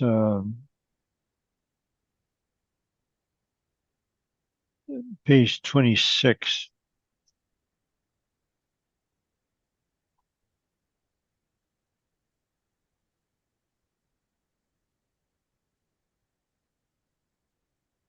I'm looking for taxes in here.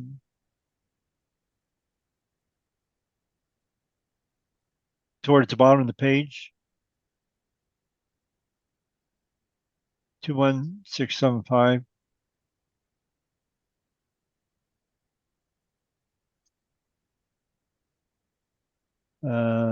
Back to page 13.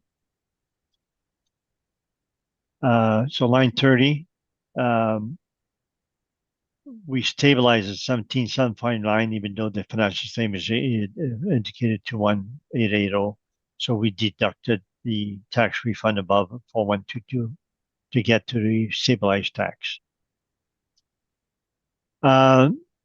Stabilization for most items done the fairly normal way, averages for certain items and actual last year for others. Repair maintenance is stabilized 1196 per suite. It is shown on the next page. It's showing what they're spending those items. We did not exclude any of the items, and the 5-year average is 1196, and that's what we stabilize in repair maintenance. So back to page 13. Our our expenses, line 31 is slightly higher than the assessor. Our EGI is the same, pretty much the same. So our difference there is in the expenses. So we have a 9,000 lower, maybe 8,000 lower NOI than the city. And then we have a different cap rate, 5.75 versus the assessor 505. So our value is 1924 versus the assessor 2360. So difference of 9,000, 8,000 and expenses and cap rate. So that's my report. Thank you.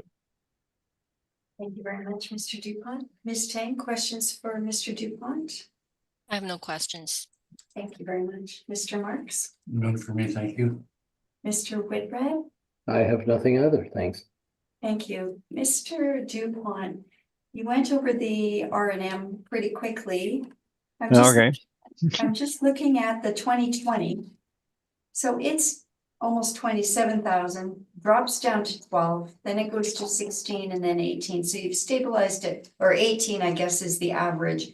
You've stabilized above the average. Why did you do that?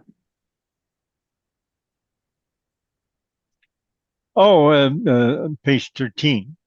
3-year average is 18,402.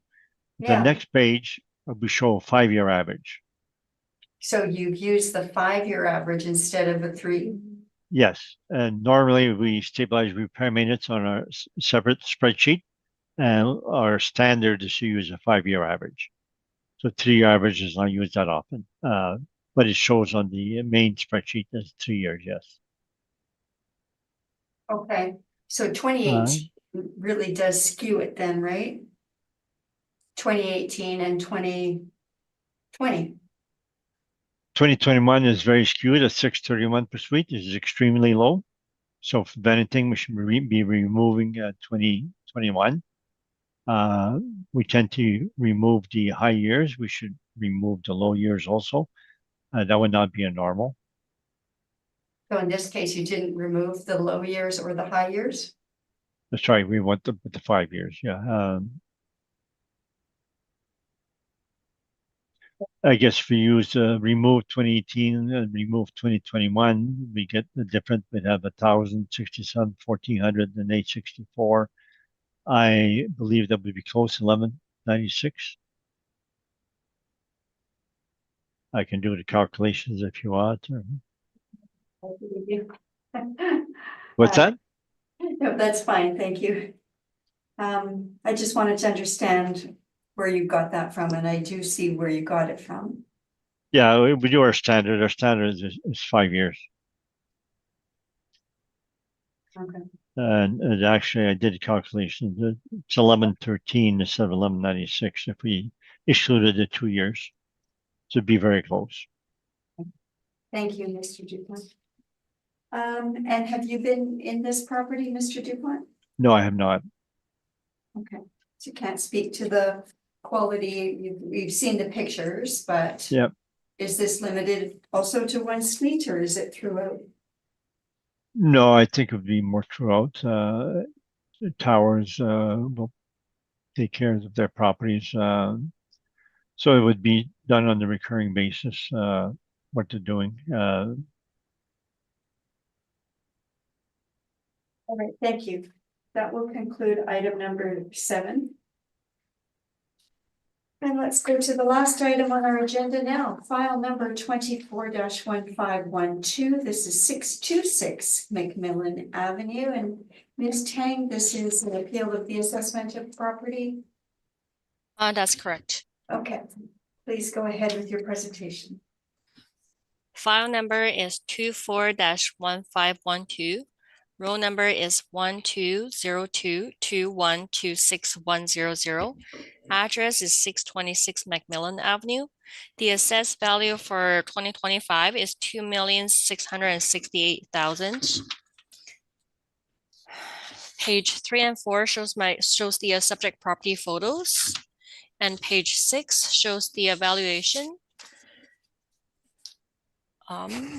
So there are 3 bachelor suites, 7 one-bedroom, and 12 two-bedrooms. The monthly rent is $1,011.95, and the vacancy is 3.2%, and expense ratio is 47.38%. And we use a 5.1% cap rate, and that gives us $2,668,000.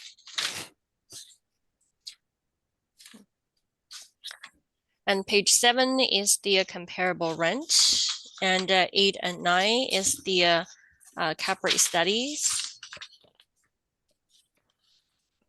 And page 15 to 16 is the income expense information. And that's my presentation. Thank you, Ms. Tang. Mr. Dupont, questions for Ms. Tang? Any interior photos? I don't have any. And is any information in regards to renovations, building permits, etc.? We don't have any permits.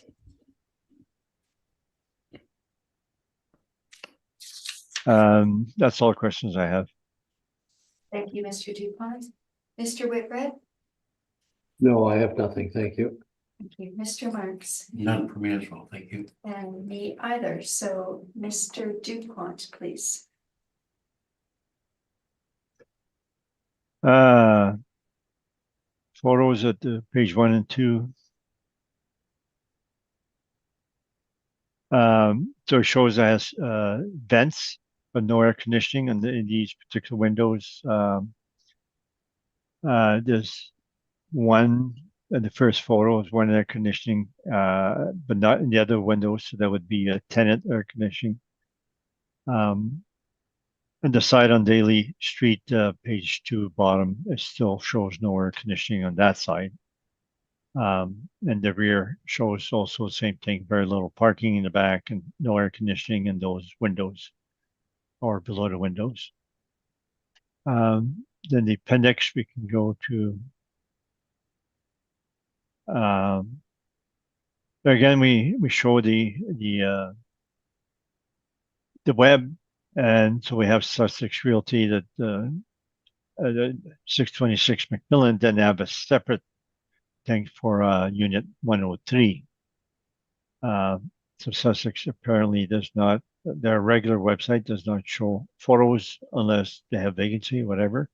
So it appears, so their main website does not show any photos, but they do show 103. It shows the 3 photos, and we have a close-up of those 3 photos. So page 22.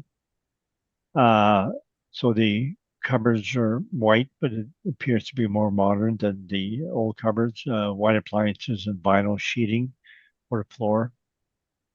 But the flooring is oak parquet, which would be original. And the same for the next page 24. Oak parquet is the flooring finish.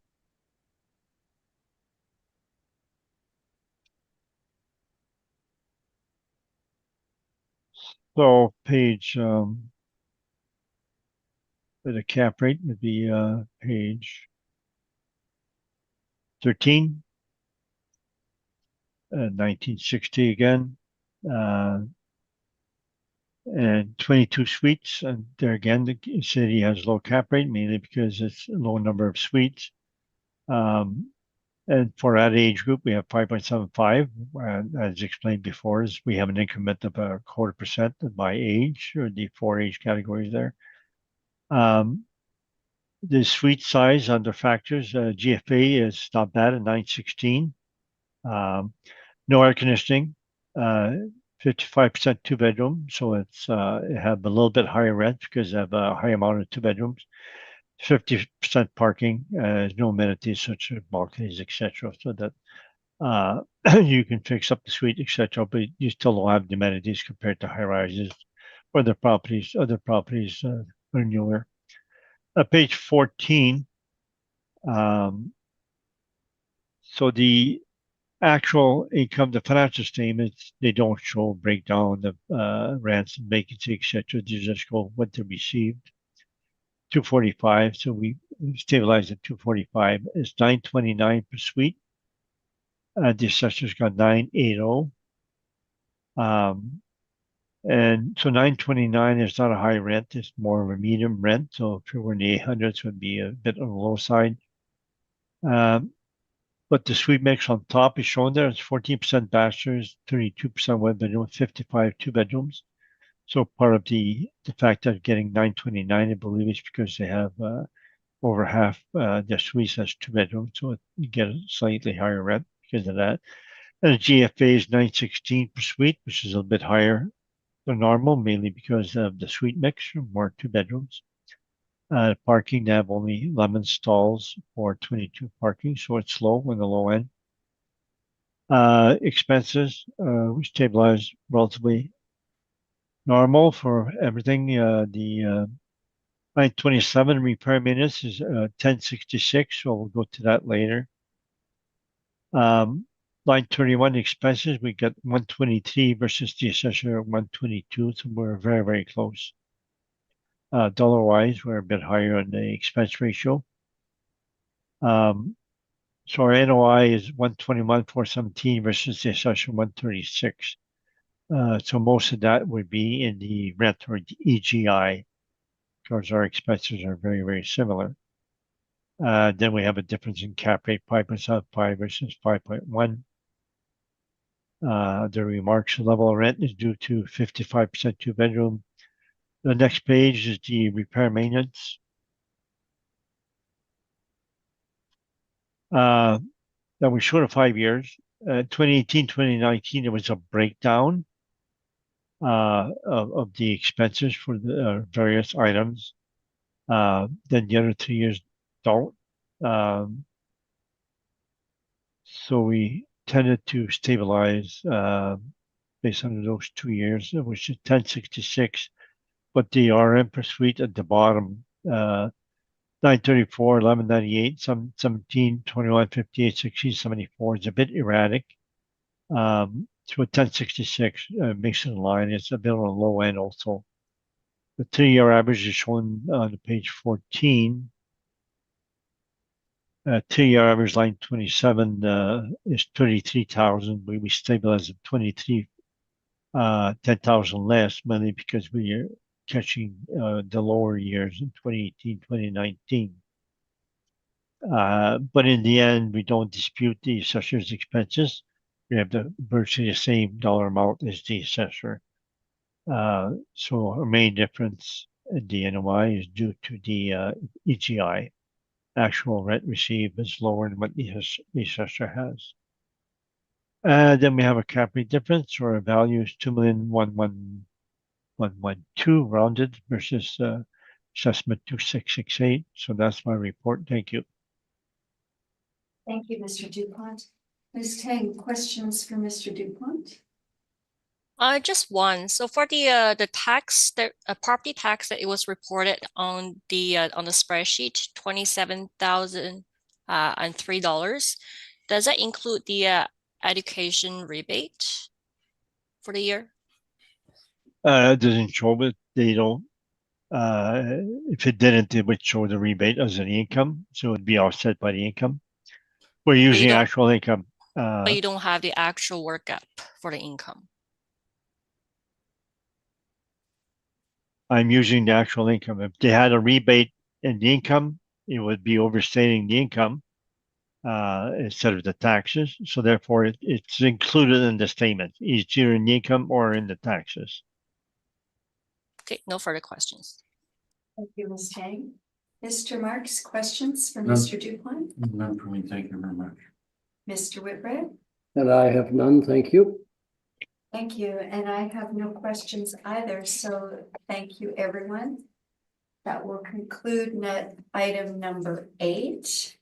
And with that, we have heard all the items scheduled on our docket today, and this hearing is now adjourned. Thank you very much, Mr. Dupont, and thank you very much, Ms. Tang. Thank you. Have a Thank good you. weekend. You too. Okay, goodbye. Bye now. Agree.